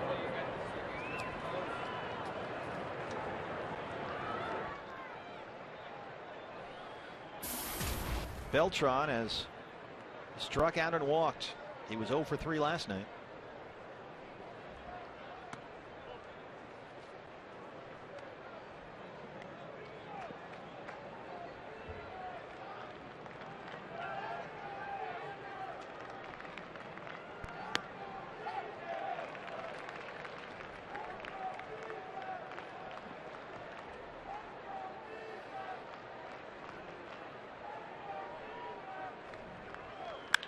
Beltran drives it to center for a base hit.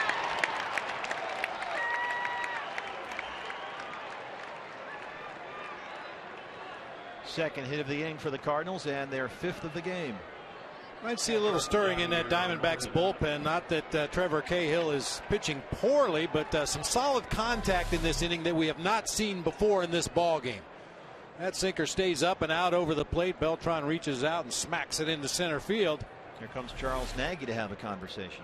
Yeah, sometimes more than pitch count, more than anything else, just the at-bats that opposing hitters take against a pitcher will tell you that maybe he's starting to fatigue a little bit. His pitches are getting up. He's missing his spot a little bit more than he was earlier in the game, and left-hander Tony Sipp begins to warm up down in that left field bullpen. Well, Kirk Gibson told us that the key for Cahill is to find a repeatable release point. Because Gibby says Cahill's ball moves so naturally. He gets a lot of action on the baseball.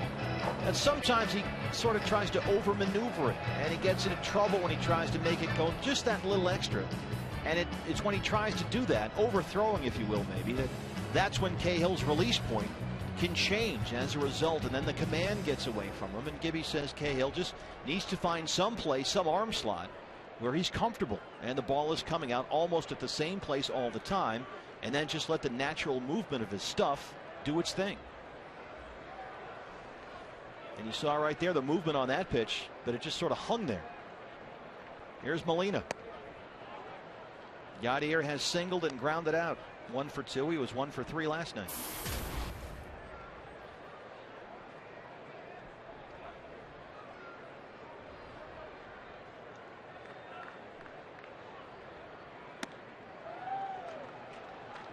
Yeah, just pulling that sinker off the outside corner a couple times. Yadier Molina, he's a guy that would be perfectly content to shoot that ball through the right side for a base hit, play a little first and third. Cahill just can't quite find that outside corner. Well, Descalso's a left-handed hitter. He's on deck, so there's a chance this is Cahill's last batter. I mean, either he gets out of the inning, or if the Cardinals extend and go to Descalso, then maybe we'll see Tony Sipp.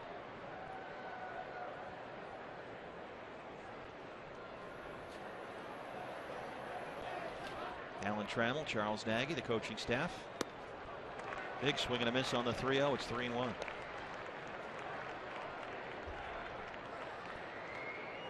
In fact, they may have told him that, BB, when they go out there, right? Oftentimes they just, okay, this is your last guy. Either you get out of the inning or we're going to have to go to the lefty here. So whatever you got left, use it up here. Here's a walk.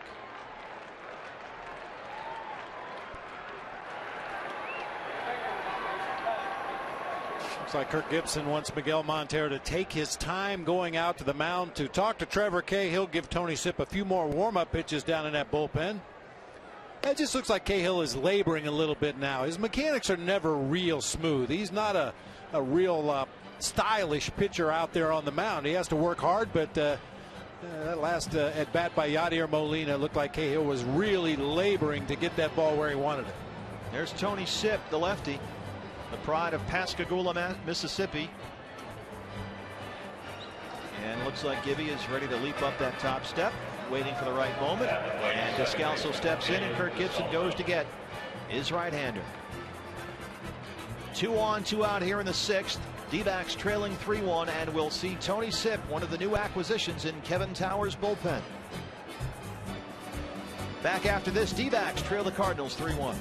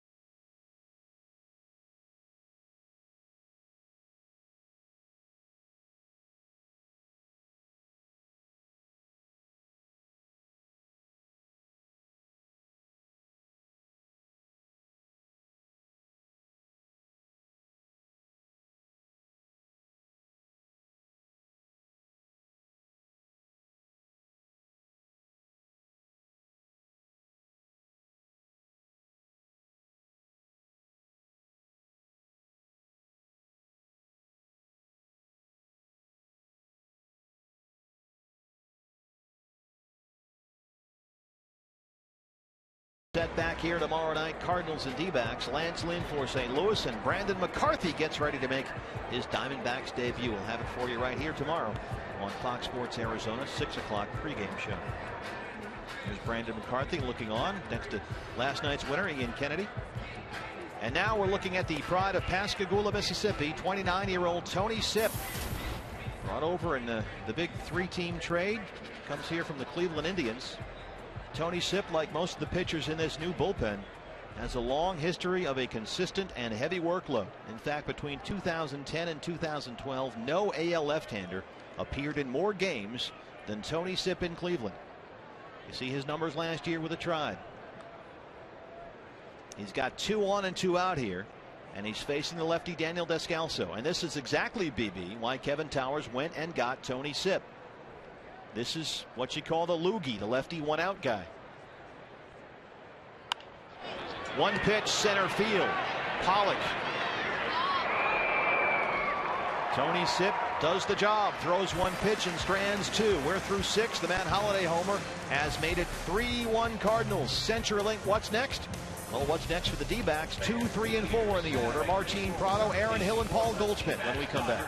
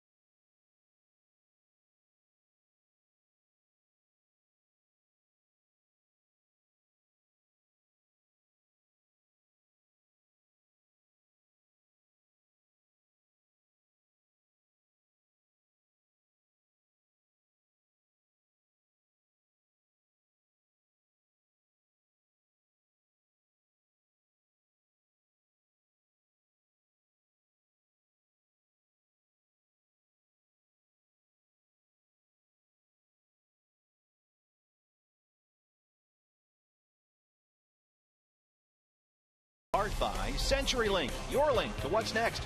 And by Jack in the Box. Come to Jack in the Box today and try the new Hot Mess Burger. It's loaded with spicy jalapenos, onion rings, and gooey pepper jack cheese. Back at Chase Field, they're known as loogies, lefty one-out guys. And that's what the D-backs needed. They went out and got a good one. Tony Sipp throws one pitch and strands 2 Cardinal base runners. So it's 3-1 now as the D-backs bat here in the home half of the 6th against Jaime Garcia. Martin Prado, Aaron Hill, and Paul Goldschmidt, the heart of the order here, 2, 3, and 4. D-backs have been out hit here 5-2. And Kevin Towers identified some needs over the winter time. Needed some left-handed help in that bullpen. And he went out and got it. They got Tony Sipp from Cleveland. They got Matt Reynolds from the Rockies. And KT has said, you know, Reynolds, a little bit of a different lefty type. He can give you the full inning. Sipp is more of the loogie type. Get that key out against the left-hand bat late in the game, and that's what Tony did in his D-backs debut. So you'll see Tony Sipp, and there's Matt Reynolds, the other lefty back there. Of course, Joe Patterson's still in the mix as well, organizationally. Well, the Cardinals picked up a second lefty in their bullpen as well this offseason. Randy Choate, veteran left-handed reliever, to go along with Mark Zepchinski. Scrabble. Yep. I prefer eye chart, but yeah, his teammates call him Scrabble. Prado 0 for 2. He's grounded out twice. Shot down the left field line. Foul.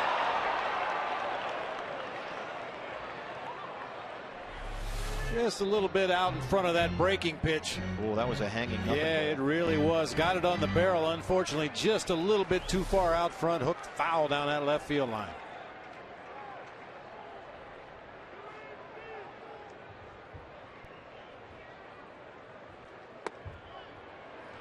Misses there. It's 2-2. Prado last night 2 for 5. Had 2 doubles and 2 RBI.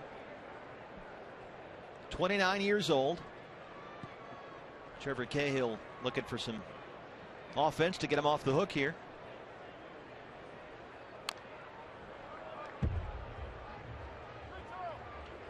Martin Prado this spring, 20 games with the Diamondbacks, went 12 for 56, had 8 RBIs. Played very well for Team Venezuela in the World Baseball Classic, hit .455, 5 for 11.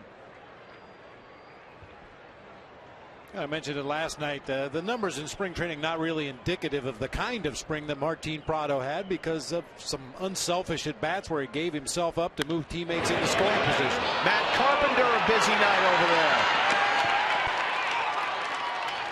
How about Alan Craig, BB, backing up on that bag in front of Prado? Nice play on both ends. Matt Carpenter flashing some leather down there at the hot corner tonight. A dive to his left, kind of smothers that ball on a short hop. His throw is to the home plate side of the bag over there at first. And as you mentioned, Alan Craig with a nice shift into foul territory to take that throw for the out. And you know the pitcher appreciates that. And Garcia's been picked up by his defense a number of times tonight. I know Carpenter had the throwing error there, but they've made some nice plays behind him. Here's Aaron Hill. Right back at Garcia. Glove save and a dirty glove save. Out of ability.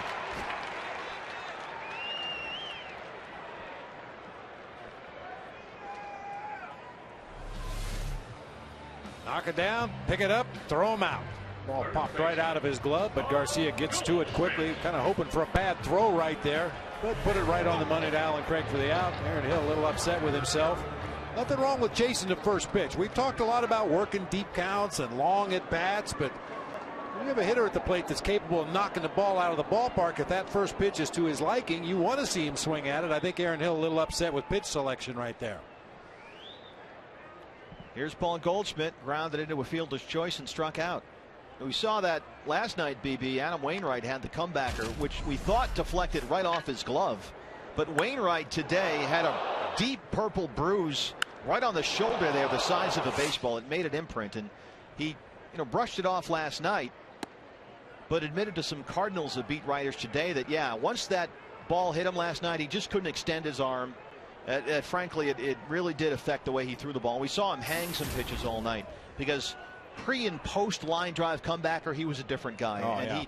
He admitted to the beat guys that you've got Derek Gould over there and Bernie Miklasz that do such a great job with the St. Louis Post-Dispatch. Talking to them before the game, and they said, yeah, Wainwright kind of copped to it this morning. Yeah, that hit me, and I won't lie to you, it made me a different pitcher last night. Yeah, looking at the replay again, it clearly hit him in the shoulder and then the glove, but shows you what a tough guy Adam Wainwright is to stay in that ball game and try to gut it out for his team. Yeah, he admitted he's got a nice baseball-sized purple bruise on his shoulder. Goldie ahead here, 3-1. Here it is. Walked him. And here's the hot bat in the D-backs lineup tonight. Miguel Montero comes up with a home run and a single. Well, with the left-handed hitting, Miguel Montero making his way to the plate. Looked like Jaime Garcia didn't want anything to do with Paul Goldschmidt in that particular at-bat. We saw Goldie get walked intentionally last night. Gets the unintentional pass there. So he's on base. 2 outs for Miguel Montero. Miggy 2 for 2 tonight. And that's how they'll defend Miguel Montero.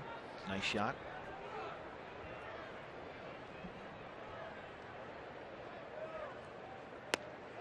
One and 0. Pitch count not really a factor yet at 87 for Garcia. Cardinal bullpen is crickets over there. As is the D-backs bullpen, actually. Not much going on.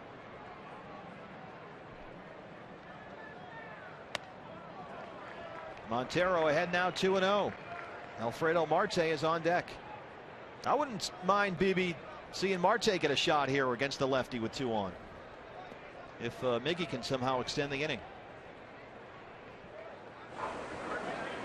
Burgers on the grill.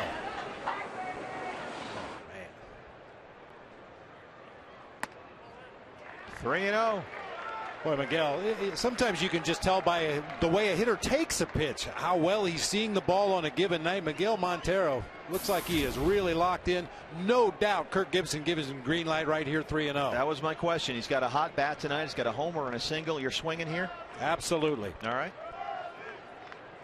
Diamondbacks led the majors since 2010, since Gibby took over. That breaking pitch that time, he didn't want that one. And they lead by a wide margin. The Diamondbacks, since Gibby came over here as the manager, swung at 105 3-0 pitches. Second place is the Dodgers with 74. I mean, that fits the style. They want to be aggressive. They want to attack. They want to make things happen. 3-1 now. Walked him. Marte will hit with 2 on and 2 out. Third walk of the game for Jaime Garcia. Second in a row, and we'll have a conversation at the mound now. 91 pitches. Derek Lilliquist with big shoes to fill. Dave Duncan, for my money, should be the first coach inducted into the Baseball Hall of Fame for everything he's done for all the pitchers that have come through this St. Louis organization over the years. Tony La Russa's right-hand man for over 30 years. So Edward Mujica, the former Marlins great, warming up. So here's Marte, and we saw this spring, and this is why he's here, frankly. I don't want to say it's an all or nothing situation, but there's a lot of pop in that bat. And this would be a great spot here against the lefty Garcia to pop one out of here. In his major league debut tonight, he's 0 for 2. Flied out in the second and struck out in the fourth. Goldie on second and Miggy on first. And Marte, if he can get a hold of one here, will launch it. 0-1. 8 for 47 this spring, 3 homers and 6 RBI.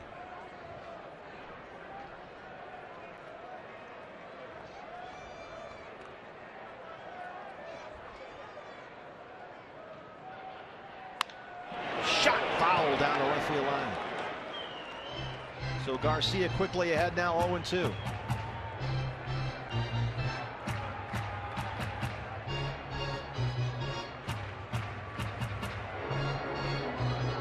So Garcia's got the change, he's got the slider, he's got the curveball.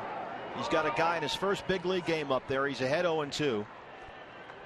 Throw some junk at her and see if he bites. Yeah, you would think so. Maybe a breaking ball in the dirt. Trust Yadier Molina to block anything in the dirt. Yeah, there it is. A little change up off the outside corner that time. He's still got a couple pitches to work with here in the at-bat, too. It wouldn't surprise me to see Garcia try to lead Marte out of the zone again. Take advantage of that youthful aggressiveness. He's got some pitches to work with here, Garcia.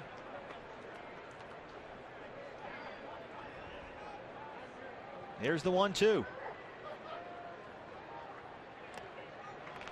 You could see Yadier Molina before Garcia delivered that pitch, banging his catcher's mitt in the dirt, indicating that he wanted that pitch down. Didn't want Jaime Garcia to throw a strike. He wanted him to bounce that breaking ball in the dirt. You see he's got his mitt down there and then smothers that ball in the dirt to make sure it doesn't get through. But you like to see Marte with some discipline up there, not going to chase.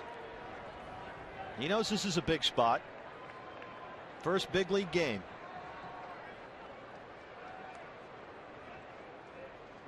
Goldschmidt at second, Montero at first. 3-1 here in the sixth.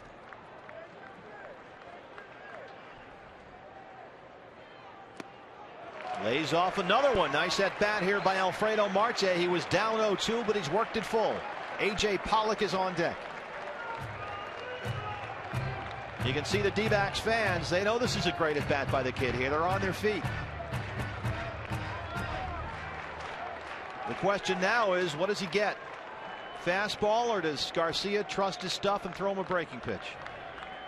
Here it is. Upstairs, walked him. Bases loaded, 2 outs for A.J. Pollock.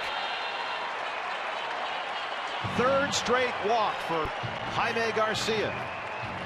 Boy, and you said it, Steve. What a great at bat by the youngster Marte. His first at bat of the ball game, he looked a little over anxious. His second at bat, even though he struck out, he looked a little better, and that was a tremendous at bat right there. And now it looks like Mike Matheny, in talking with Dan Iasoni, will double switch.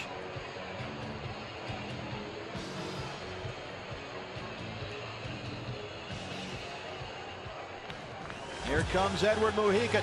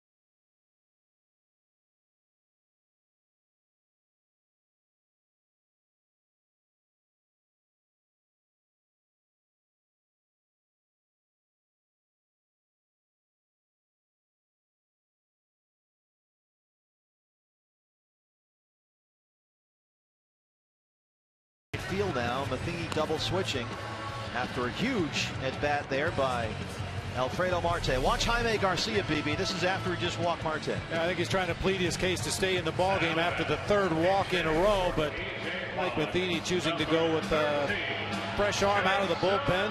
Mujica, everybody close to this Cardinal team said they really took off when they acquired him, really settled down that Cardinals bullpen. Everybody got into a more familiar role because of the addition of Edward Mujica. Good fastball, good splitter. Kurt Gibson will pinch hit. Jason Kubel now bats for A.J. Pollock. They bring in the lefty bat to face the righty Mujica. 2 outs, bases loaded. D-backs in a big spot here, down 3-1. Kubel had a huge night last night.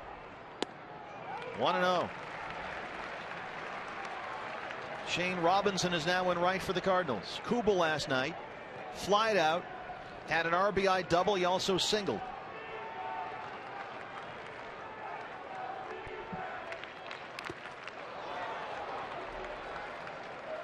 And normally on a double switch, Bert, you know this, you take out the guy who made the last out in the previous inning, but that would be Daniel Descalso. You go back to the hitter before that, it's Yadier Molina. He's not coming out of the ball game, and with a 2-run lead in the game, Mike Matheny decides to take out his slightly injured right fielder Carlos Beltran and go for better defense out there with the lead in the game. 1-1 to Kubel, bases full. 2-1. Now we'll see if he can get one to launch right here. Good hitters count for Jason Kubel. And as you can see, pretty good batter with the bases loaded. 372. There's Carlos Beltran, who's now out of the game. Oh, got one up right there. Good rip by Jason Kubel. Fouled it straight back behind home plate. Like a hanging split finger up there about belt high. Kubel just underneath it. We saw Kubel hit a big home run here on Friday against the Reds' Bronson Arroyo. Iasonia calls time.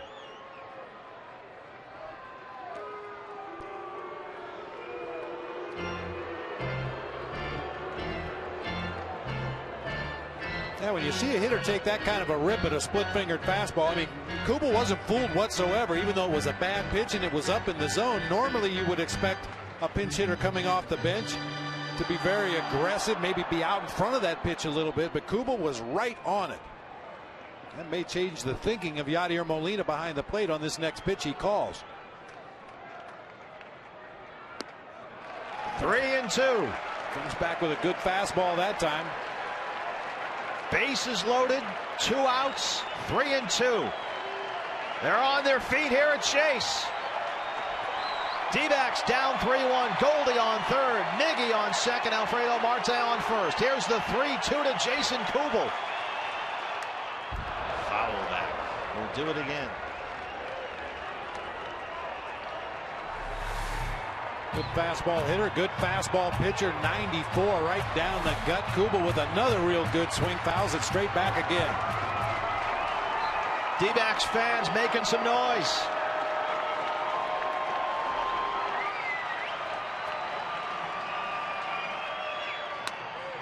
Struck him out looking.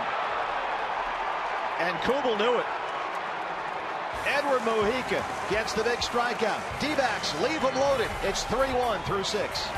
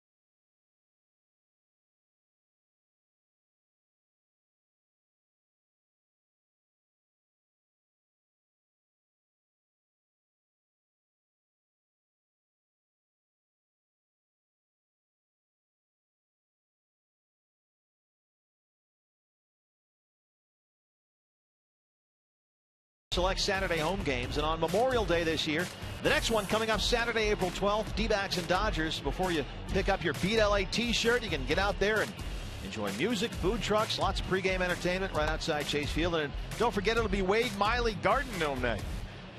And the Gnome is up here in the booth with us. In the 7th inning, the Heath Bell experience, making his Diamondback debut. Defensive changes. The numbers last year for Heath Bell, an up and down season as the Marlins off and on closer. And he's here in his old role as a setup man. He was tremendous at that, both as a setup guy and a closer in San Diego. And he's been reunited with Kevin Towers here in Arizona. The Heath Bell experience. New outfield for the Diamondbacks as follows. Jason Kubel is in left field. Gerardo Parra has moved from right field to center after they pinch hit for A.J. Pollock. And Alfredo Marte shifts over from left to right. So Kubel, Parra, Marte left to right for the D-backs. 7th inning now, 3-1. Here's Pete Kozma. He has singled and struck out. Heath Bell in his Diamondback debut.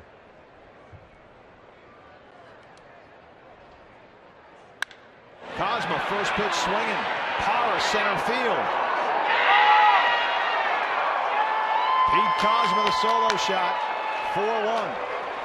First pitch by Heath Bell in a D-back uniform.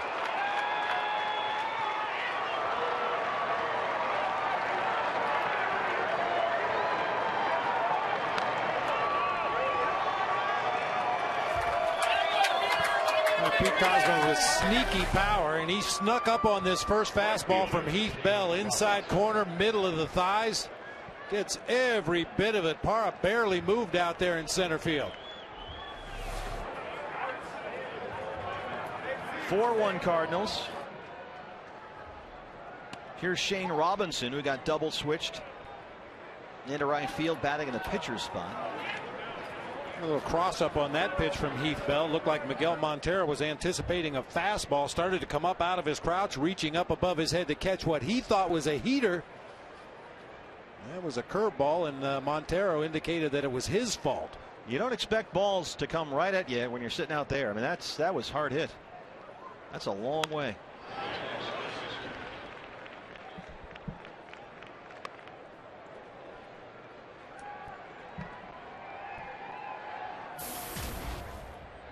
Shane Robinson,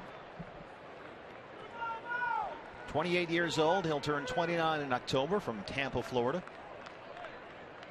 Went to Jesuit High School there. Same high school as Lou Piniella, Brad Radke, Jason Michaels, and Dave Magadan. They have a good baseball program there. In fact, Robinson was a good athlete, had football offers from Duke and Stanford, but chose Florida State to go play baseball. He's a Seminole. 5th round pick by the Cardinals back in 06. Stanford and Duke, pretty smart guy. He's especially smart for staying away from football.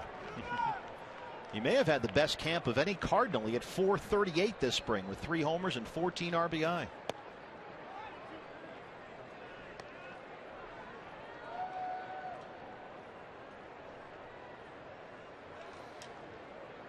And he comes in here to replace Beltran in right, but they like him on the bench because he can play center field.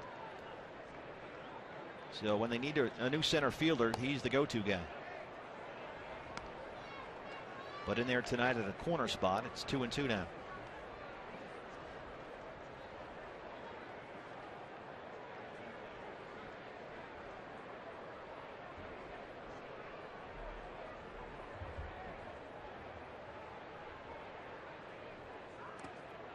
Nice block by Montero. When he was at Florida State, Shane Robinson started all 202 games of his collegiate career. And in fact, at one point, had a 40-game hitting streak that snapped the school record set by former Cardinals great J.D. Drew.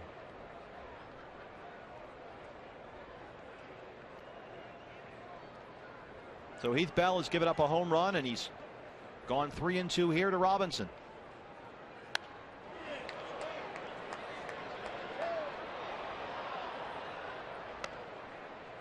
Well, certainly not the start to his Diamondbacks career that Heath Bell was hoping for, but This guy's just a year removed from 3 consecutive 40-save seasons. Saved 42 back in the 09 season, 47 the next year, 43 after that. And last year, just an unmitigated disaster for everybody wearing a Marlins uniform, including Heath Bell. Walked him. Third walk of the game issued by D-backs pitchers. The Arizona Diamondbacks and Fox Sports Arizona are teaming up to celebrate 75 years of the March of Dimes and healthy babies. Please join us in helping this cause by donating at dbacks.com/healthybabies.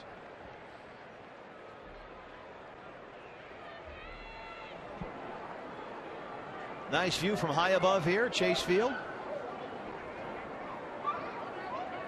Top of the order up now, it's John Jay. Steps off. You mentioned the saves, BB. In fact, since 2009, no pitcher in Major League Baseball has more saves than Heath Bell. 151. He's got more than Papelbon, Valverde, more than Mariano Rivera.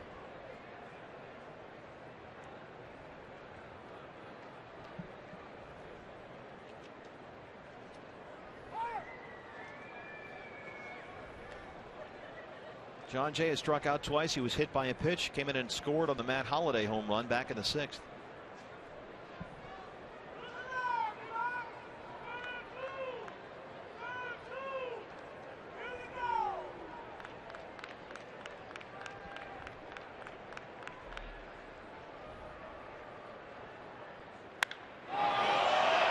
That's way out of here.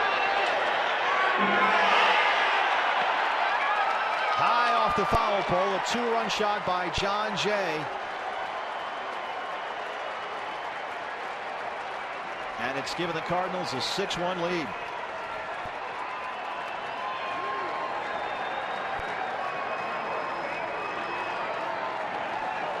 That was absolutely destroyed. 3/4 of the way up the foul pole down the right field line. The only thing you could hope for on that one was that it would hook foul. Unfortunately, it hits the foul pole, as you said, about 3/4 of the way up.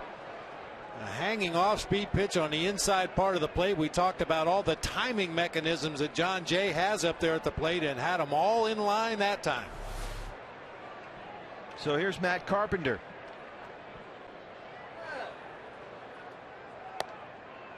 And BB, part of the thing with Heath Bell and all he went through last year in Miami, and this could be just a carryover effect, is to, when you're in this situation, work through it. And, you know, sort of find your center again, get through it, and start over. So it's an opportunity here, and clearly this hasn't gone as he'd hoped. But shake it off and get a fresh start. And put 2012 behind you.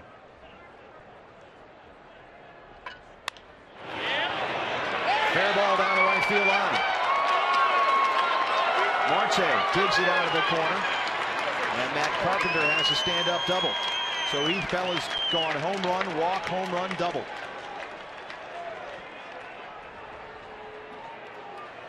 Well, I'm a paranoid guy by nature, but when I see a team take the kind of swings the Cardinals have taken against Heath Bell in this inning, I start to think that maybe he's tipping his pitches. Maybe they've discerned something from his delivery to let them know what pitch is coming, because we saw a real aggressive swing by Pete Kozma to start this inning, and John Jay absolutely leaned on his fastball, or rather his off-speed pitch.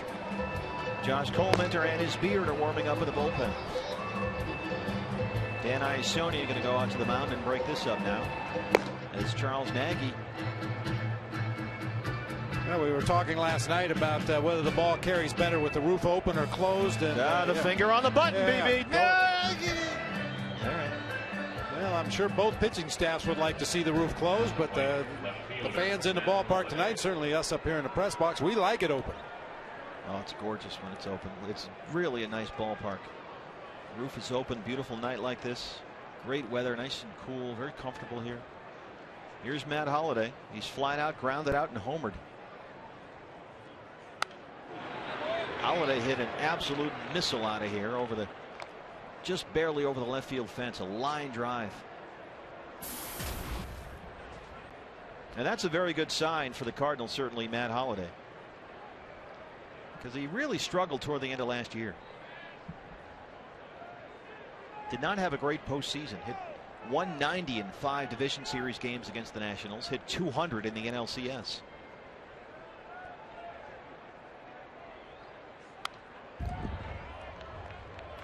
Here's that line drive home run you were talking about back in the 6th against Trevor Cahill. Good pitch, hard sinker down below the knees. Just a better piece of hitting by Matt Holliday to get underneath it and drive it out of here to left field. Holliday spent much of the winter in Stillwater, Oklahoma. His brother Josh is the head baseball coach at Oklahoma State. And they worked on that swing all winter long. It kind of fell apart last year. He tends to lift that front leg higher than normal when he gets out of whack. You see that big leg lift he's got there. And then when he does that, his hands come up too high and he can't get to the baseball quickly enough. So the balls that he would normally hit, say 469 feet like he did last year on July 20th at New Bush, instead of whacking it, he just sort of fouls it off. But that leg kick is a big key for him. It's interesting how the leg kick is tied to the hands in the swing. Here's the 1-2. Struck him out looking. First out of the inning for Heath Bell.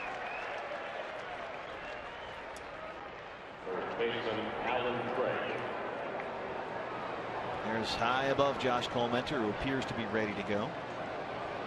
Alan Craig steps in now. He's flied out, grounded out, and struck out. He's got an RBI, had an RBI ground out back in the 4th. That scored the Cardinals' first run.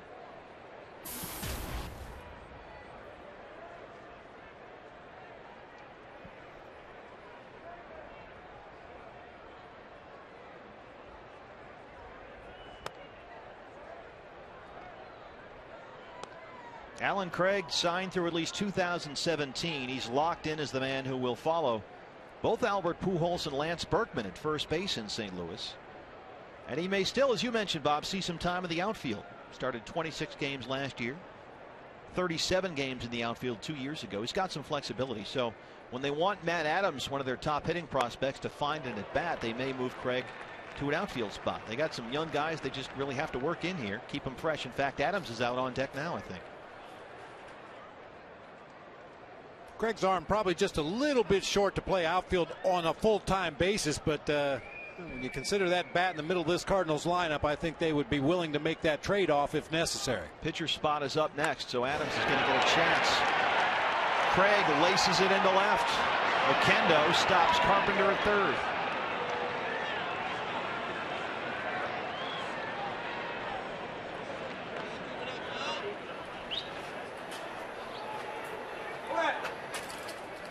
It's like a double switch for Gibby as well. Anytime you see that manager pop out of the dugout and immediately go to the home plate umpire, it's an indication he's also going to bring another defender into the game to flip their spots in the batting order.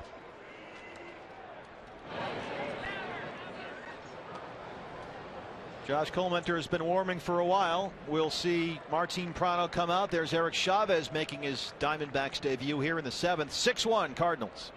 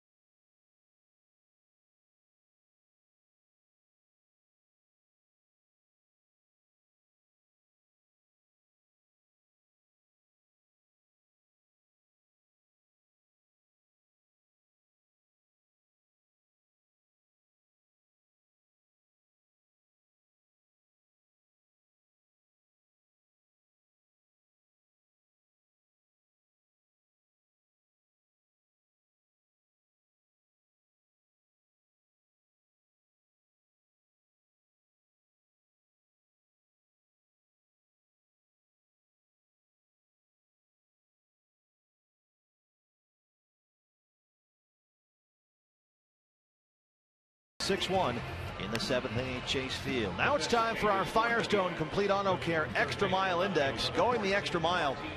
And boy, that's Miguel Montero and Yadier Molina for that matter. Most games caught in the major leagues over the last 3 seasons. Both Yadier Molina, who's on deck right now, and Miguel Montero have certainly gone the extra mile. They are out there every night. So Josh Colmenter making his 2013 debut, a valuable guy, BB, in that D-backs bullpen. No question about it. Also a valuable guy should he need to slide into that rotation for a spot start from time to time. Fastball, changeup, curveball combination from Colmenter. Now Matt Adams, the pitcher spot is up here after Matheny double switched. Matt Adams had been out on deck, but after Kirk Gibson double switched, they'll let Mujica hit here. And there's Eric Chavez. He's come on to play third base now. And Martin Prado, and this is where the flexibility comes in. Prado has now shifted from third to left field. So we've had 3 different guys in left field tonight. Corners crashing. Mujica shows bunt. Goldie came charging in there from first. Here's Matt Carpenter. He's at third. Doubled earlier in the inning. And there's Jose Oquendo talking things over, the third base coach.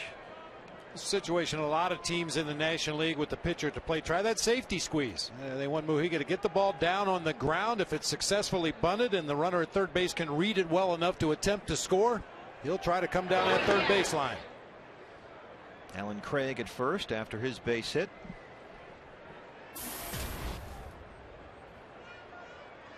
I guess you can say he's showing bunt. Well, he'll probably pull it back and then go into a bunting position again. Maybe not. Looks like he's going to hold that position. Nope. You called it. Well, the Cardinals for years have done that. They show bunt early, then they have the pitcher take the bat back into a hitting position. Sometimes they swing, sometimes they square around and bunt. But just to plant a seed of doubt in the defense's mind whether they should charge or not, this is just the old butcher boy. Show bunt, pull the bat back, and try to slap it into play somewhere. Still showing bunt now with 2 strikes. Foul ball. He strikes out. 9th strikeout of the game for Diamondbacks pitchers. First for Josh Colmenter. And here's Yadier Molina. 2 outs now, 2 on.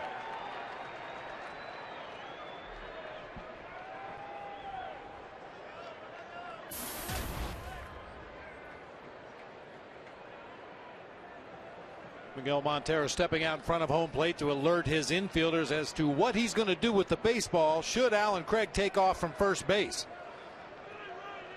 Could throw to second, try to just get the last out of the inning down there on a caught stealing. Could snap a throw down to third base and try to pick Carpenter off down there. Craig not really much of a base stealer, but should Mike Matheny decide to push the envelope a little bit, which would really surprise me, Miguel just wants to make sure that all the infield defenders know where the ball's going to go. Molina has singled, grounded out, and walked. He was 1 for 3 last night. Colmenter behind 2-0. Josh Colmenter 27, just turned 27 last month. 15 innings this spring, 14 hits, only 1 walk, and had 11 strikeouts. And trimmed up the beard. There was one point, BB, where that thing would have hung below the D-backs across his chest. I mean, he had his hockey playoff beard going. 2-0. High in the air. Right field. Marte wants it. The Diamondbacks get out of the inning, but 2 home runs by the Cardinals. Pete Kozma and John Jay. D-backs trail 6-1.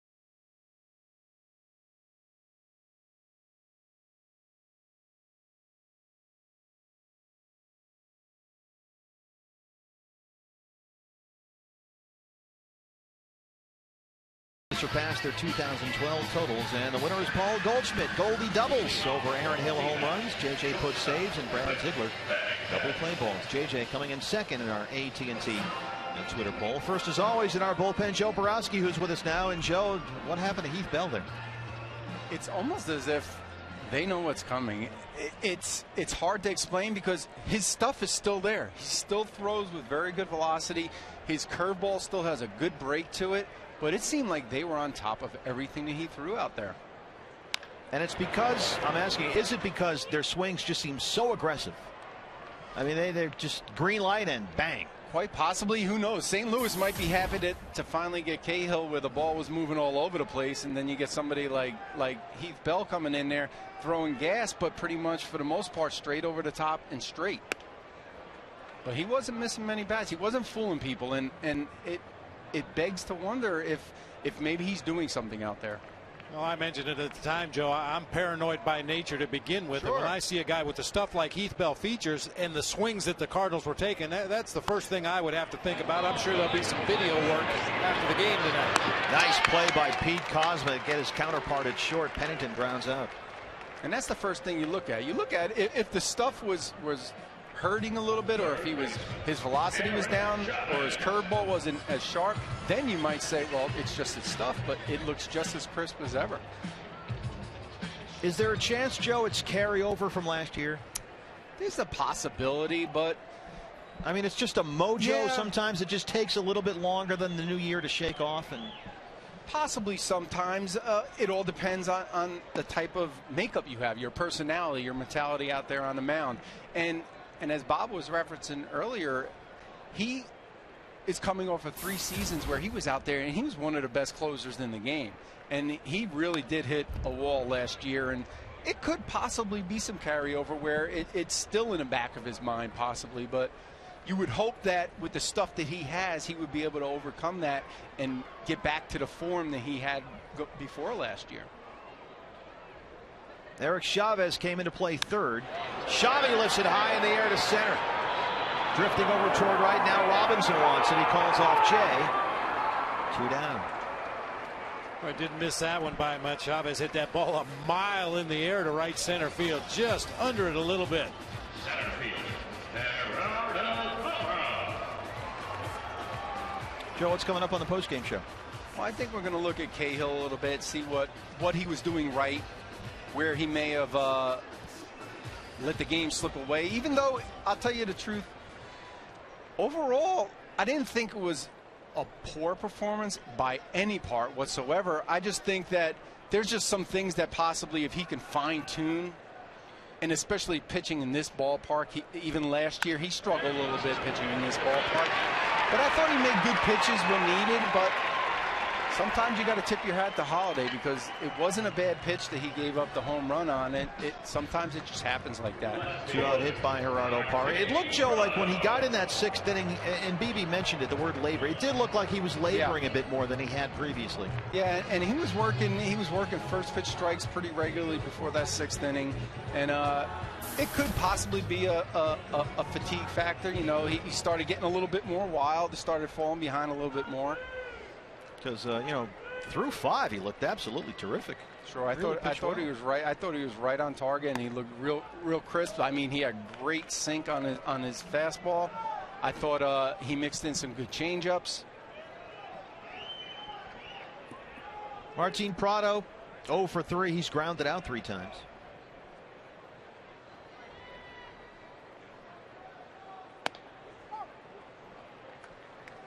Now, sometimes a lot of adrenaline. First start of the year for Trevor Cahill. You know, a lot of adrenaline early in the ball game. You feel a lot of energy. Maybe you're working a little harder than you realize, and that fatigue sets in maybe a little quicker that first game of the season because of that adrenaline early in the game. Sure, a lot of times you got to find your tempo. If you're working faster than you normally do, you can absolutely run out of gas a little bit quicker than going at the pace that you're accustomed to.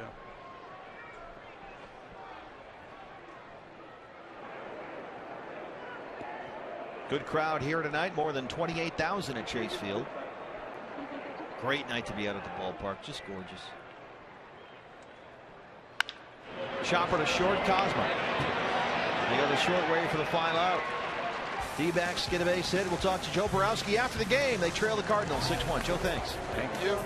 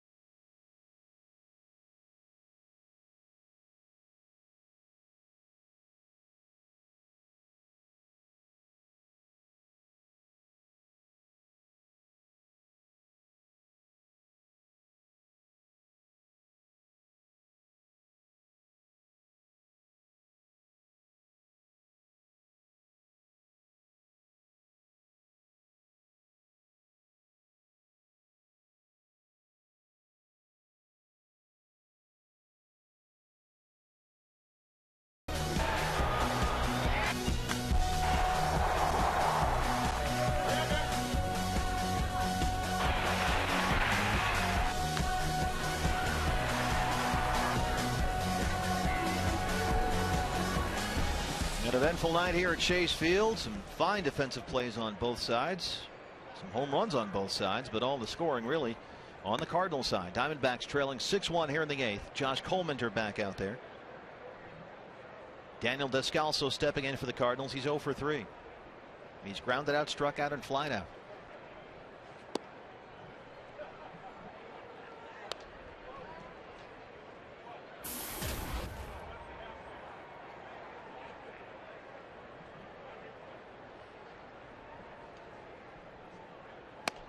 Big swing and a miss right there. Daniel Descalso's father, George, played college baseball at St. Mary's and played professionally for one season in Italy. He was an outfielder. And George Descalso had always followed the Yankees when he was growing up, but he said, you know what, I don't want to be a front runner anymore.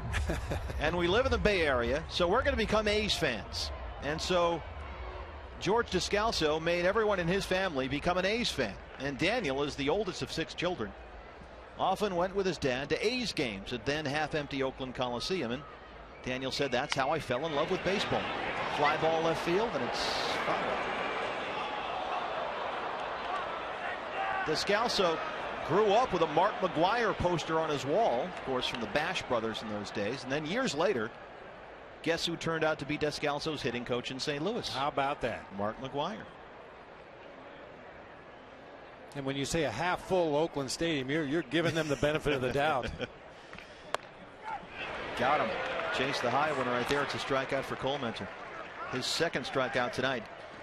Chaz Roberts, cool plays. We're going to go cool plays here, BB. A lot of good defense tonight from the D-backs. Yeah, really a lot of good defense. Miguel Montero with the nearly blind snap throw down to first base to pick off a runner there. Martin Prado's made a couple nice plays in this game, coming in on a slow roller, diving to his left to take away a base hit right there. And you really have to give the Cardinals their props too. They've made some nice defensive plays, especially Matt Carpenter down there at the hot corner for the Cardinals. We'll show those in a little while. Here's Pete Kozma. Last time he was up there, last inning, he hit a long home run to deep center field. On the first pitch, Heath Bell threw as a Diamondback, in fact. Kozma just crushed it. He has singled, struck out, and homered, 2 for 3.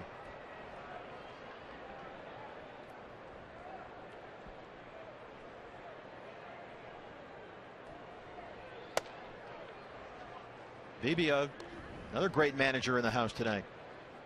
What kind of ring is that, I wonder? Huh. It's a big one. One of his many World Series rings.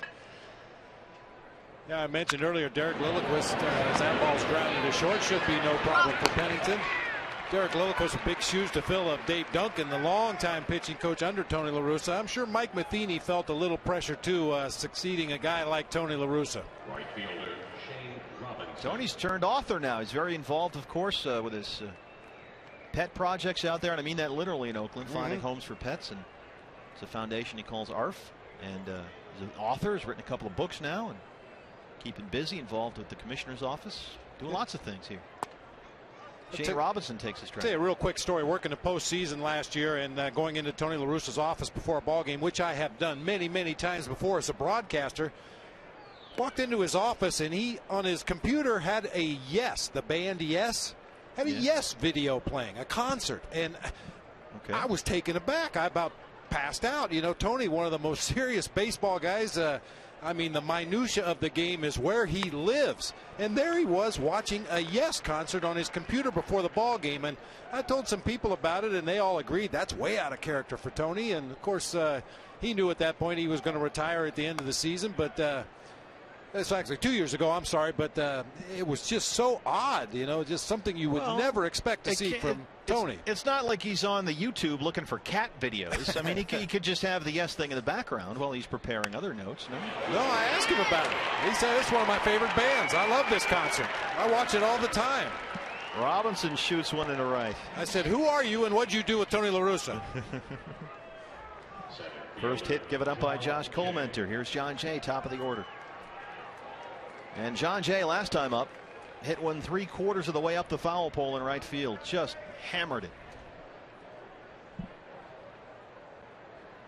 He has struck out twice, was hit by a pitch, and homered. 2-run shot in the last inning.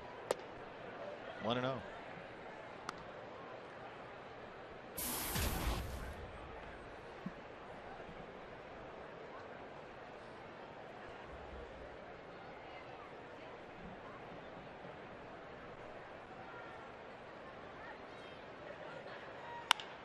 Center field, Gerardo Parra. That's the inning. The Cardinals get a hit, they leave one. Tony La Russa, watching his former team lead the D-backs 6-1. We're going bottom 8 here at Chase Field.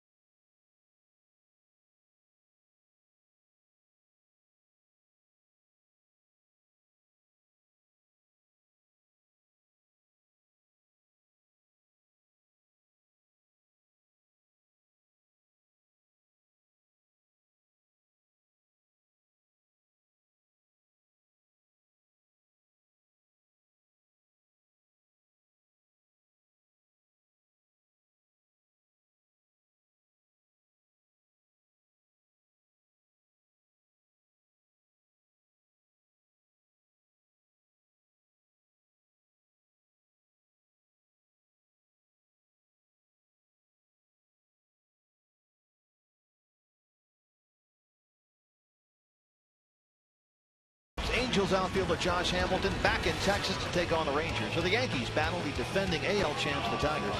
Or the Cardinals right here take on the World Series champion Giants in a rematch of the NLCS. The debut of Fox Saturday Baseball is this week, so check your local listings for matchups. New pitcher for the St. Louis Cardinals, a guy they like a lot and for good reason. Get your radar gun out, BB. Here's Trevor Rosenthal. Oh, yeah. You can hear it before you see it. This guy really throws hard. Triple digits. Aaron Hill, Paul Goldschmidt, Miguel Montero, 3, 4, and 5 here in the 8th. 0-1. Hill has twice grounded out and walked. There's Trevor Rosenthal last season, 19 appearances, 22 2/3, 14 hits. He had 25 strikeouts. Shortstop Cosmo. He'll back up and make the play. Rosenthal's numbers came over 3 separate stints with the big club, all in relief. In the minors last year, he was a starter. Made 20 starts, mostly in Double-A. 109 innings, had 104 strikeouts, gave up only 78 hits. He can be absolutely overpowering, and starting is one thing, but when he comes in here at the big league level and throws 100, 1 inning is enough. 0-2 for Goldie. He walked back in the 6th his last time up. Well, that's that eternal question. Now, you're more valuable to your ball club coming out of the bullpen, firing bullets as hard as you can, maybe 3 or 4 days a week, or as a member of the 5-man starting rotation and maybe pitching once a week. Reds went through that with Aroldis Chapman this spring, and the Cardinals are going to go through that with Rosenthal as well. Rosenthal, born in Lee's Summit, Missouri, went to high school there.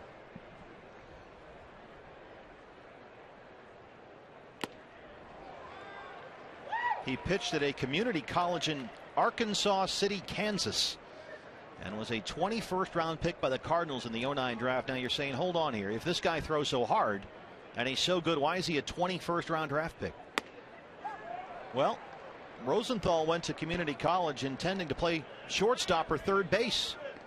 In fact, Division I programs like Oklahoma State, New Mexico State had some interest. He only really pitched once in a while. But, as often happens, he just happened to be out there when a Cardinal scout saw him pitch 1 inning in a postseason tournament in Wichita. And based on that 1 inning, he said, hey, we got to get this guy. And they drafted him in the 21st round. Got a $65,000 signing bonus, and he was off and running. And there it is, 100 miles an hour, and he strikes out Paul Goldschmidt. Just getting loose. No trickery at all on the part of Rosenthal. Hitters know what's coming. Everybody in the ballpark knows he's just going to rear back and throw that fastball, and still gets it by a real good fastball hitter. And when they get Jason Mott back, and they have Rosenthal, and they have Mitchell Boggs, who's the closer while Mott is out. There's Jason Mott. I mean, everybody that they bring out throws 98 plus. Where do they find these guys? Well, one answer is Arkansas City, Kansas. Yeah, there are scouts renting cars right now heading to Arkansas City, Kansas. Miguel Montero has homered, singled, and walked. Miggy 1 for 3 last night, 2 for 2 tonight.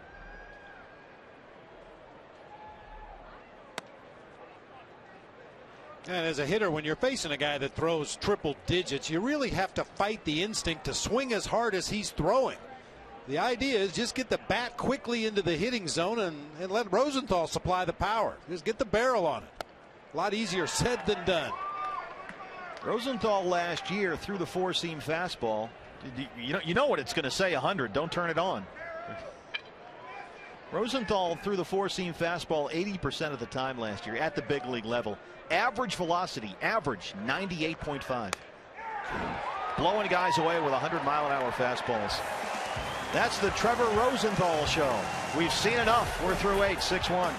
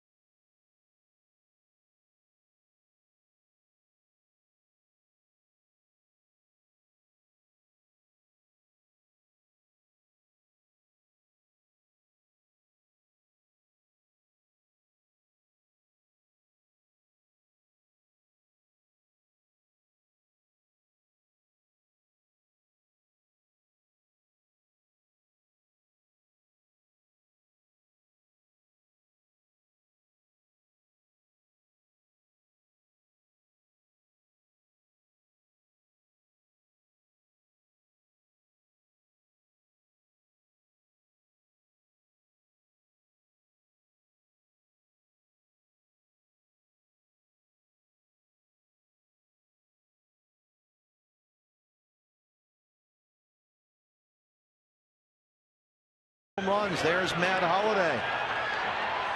That one off Trevor Cahill back in the 6th. And then the 7th, Pete Cosmo off Heath Bell deep to center. And then watch John Jay hit the foul pole in right. Your APS Energy All-Stars, a lot of energy there for 3 long Cardinal home runs. And they lead at 6-1. Matt Reynolds, we'll see both lefties tonight here. He's on to work the 9th. Acquired in the offseason from the Colorado Rockies. Got him in a deal for Ryan Wheeler. And he's making his Diamondbacks debut here tonight.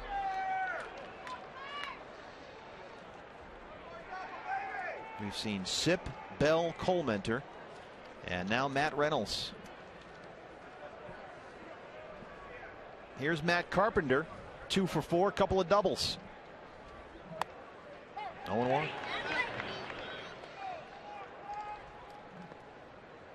Fastball, curveball, split combination from Reynolds. He's got to be glad to be out of Coors Field. Every pitcher's glad to leave Coors Field. It's funny, though. He went from the ballpark with the highest elevation in the major leagues to the ballpark with the 2nd highest elevation in the major leagues. That's an improvement. Yep.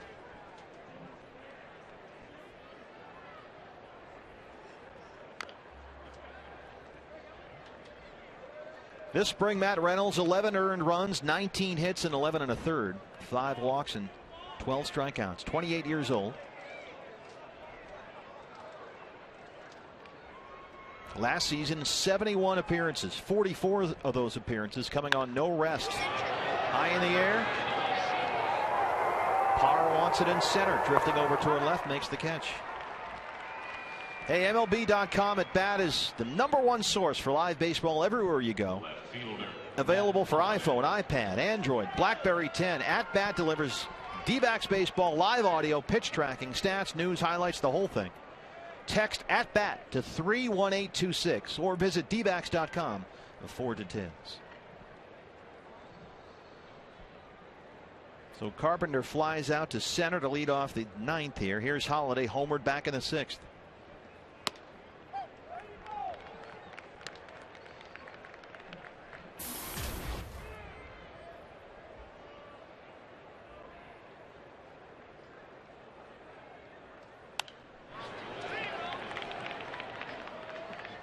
Matt Holliday, now 33 years old, fighting back problems. And, you know, this is something we've heard here in D-backs camp, in fact, from veterans like Eric Chavez and Willie Bloomquist. And Holliday says he's starting to cut back on the workouts and learn exactly when less is more.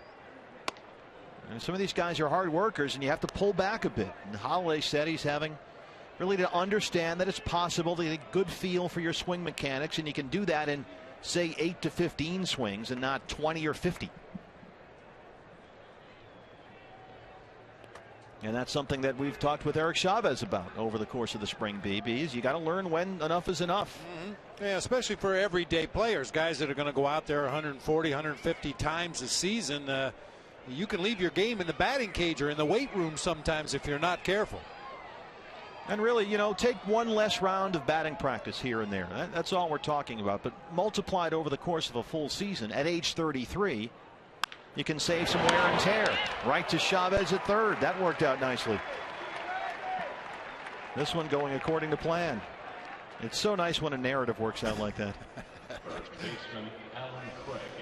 And boy, third base, BB, has been really busy tonight. Yeah, that's the place to be. They don't call it the hot corner for nothing. Those guys have had some smashes hit down their way tonight. So here's Alan Craig. Craig is 1 for 4 tonight. He's flied out, grounded out, struck out, and had a single back in the 7th. Boy, I like what I see so far, BB, with Matt Reynolds getting back on that plan of throwing, you know, strike one. Getting ahead of guys.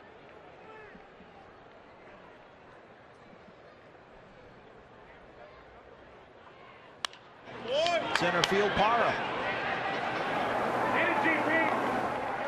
3 up, 3 down for Matt Reynolds. A nice Diamondback debut for the former Rockies pitcher. We're going bottom 9. D-backs need at least 5 here.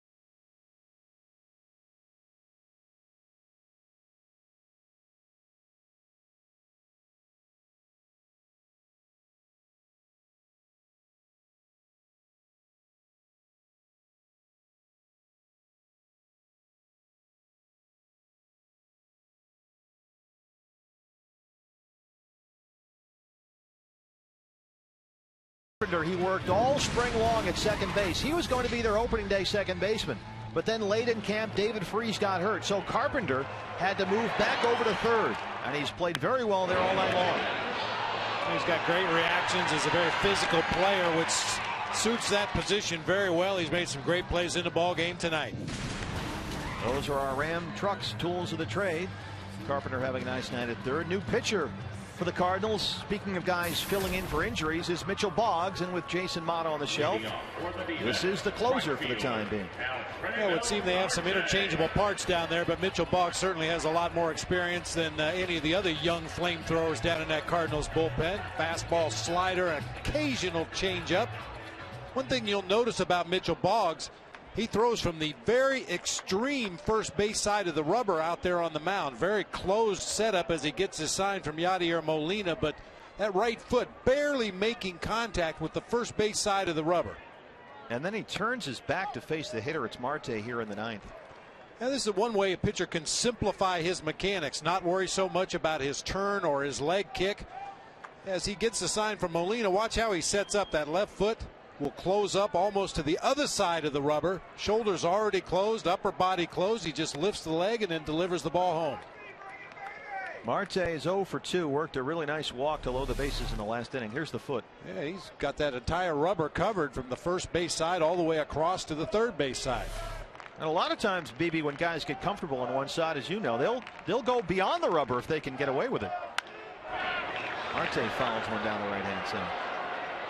That doesn't happen often at the major league level anymore. Happened a couple of years ago with Ted Lilly pitching for the Chicago Cubs against the Los Angeles Dodgers. But in the minor leagues and at the lower levels, occasionally you'll see a pitcher try to sneak up in front of the rubber, a couple of inches, maybe 6 inches, as much as you think you can get away with.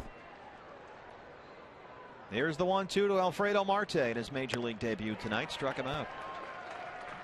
Now, Jason Mott is the closer, but Mott felt what he called a bite in his right elbow after an outing against the Mets back on March 21st. There was some elbow pain, some stiffness. An MRI the next day showed that he needed to be shut down, diagnosed with a strained flexor tendon in his right elbow. That's a slight tear, no damage to the ligament. And there's, at this point, no timetable for Mott's return. So Mitchell Boggs is the guy for at least for a while here. Well, they were hoping that Mott would be able to start a throwing program in the middle of next week. But, you know, as you said, it's just really based on how he feels and what the doctors will allow him to do before he can start that rehabilitation process. Eric Hinsky pinch hitting here.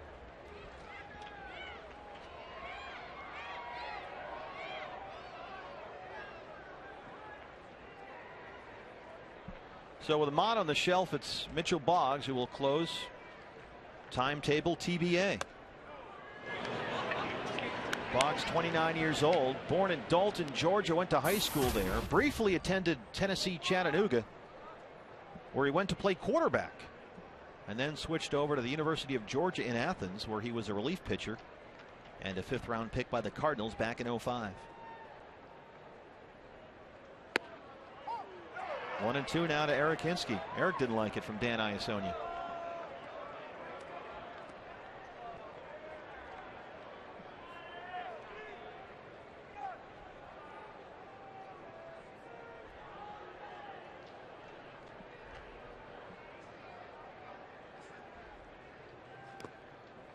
In the dirt now, 2-2. Last year, Mitchell Boggs, primarily the 8th inning guy for the Cardinals, the bridge to Jason Mott. In fact, led the National League with 34 holds. If you're a fan of the hold stat, that's a Cardinals team record. And he was really good. 78 appearances. He lost the lead only 3 times. Wow. If you're watching our radar gun readings on the last 4 pitches, 88, 88, 90, and 89, all changeups. His average fastball is nearly 96 miles an hour. That changeup sits around 88 to 90. Yeah, through the changeup at an average of 89.1 miles per hour, according to Dan Brooks over at Brooks Baseball, which is a terrific site if you want to research some of this stuff. BrooksBaseball.com. Shot to first. Craig tackles it over there. Flips the Boggs covering, 2 down. That's the classic, just stay in front of it. Two-hop smash hit to Craig. As you said, just gets a glove on it, kind of cushions it back up into his upper body as pitcher Mitchell Boggs hustling over there to cover the bag. We'll stay with it. So that was the pitcher spot. Hinske hits, and now here's Cliff Pennington with 2 outs in the 9th. Cliff has struck out, reached on an error, and grounded out. Still looking for his first Diamondbacks hit. Back here tomorrow night for Brandon McCarthy's D-backs debut. That'll be fun. Brandon had a tremendous spring. There he is behind Turner Ward, the hitting coach, and Cody Ross. Cody, we're told, will get some at-bats with Visalia starting later this week and maybe be ready by the time we come back from Milwaukee next week. So that's encouraging. Those of you in the San Joaquin Valley, get your tickets, head on out to Visalia. Give Cody Ross a look, give us a scouting report. Yeah, get on the Twitter. If you're in Visalia, you're going to watch Cody Ross take some pictures, tweet them out at Burt D-backs as I continue my year-long campaign to get Bob Brenly on Twitter. But I do it on behalf of the fans, BB. They constantly say, why aren't you on the Twitter? Well, I don't have a good answer for that other than I never have been on Twitter. And come on, baby. My life's pretty good so far. Follow us on the Twitter.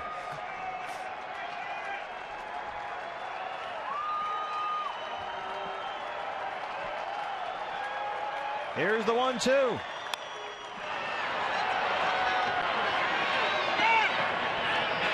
And fittingly, it's Matt Carpenter having a busy night at third, finishes off a 6-1 Cardinals win in foul ground. So the D-backs only 3 hits tonight. Last night they had 15. And it was a terrific effort, BB, by Jaime Garcia and this Cardinal bullpen. Yeah, it really was. I mean, the Cardinals are a lot like the Diamondbacks. If they can get that ball to the bullpen with the lead after the 5th or 6th inning, they're in pretty good shape with that bullpen they have. So the D-backs get an opening night win. They lose here 6-1. The old rubber game tomorrow in Brandon McCarthy's debut. We'll see you back here tomorrow night at Chase Field. Jody Jackson, she's over there deep in center with Joe Borowski. Jody.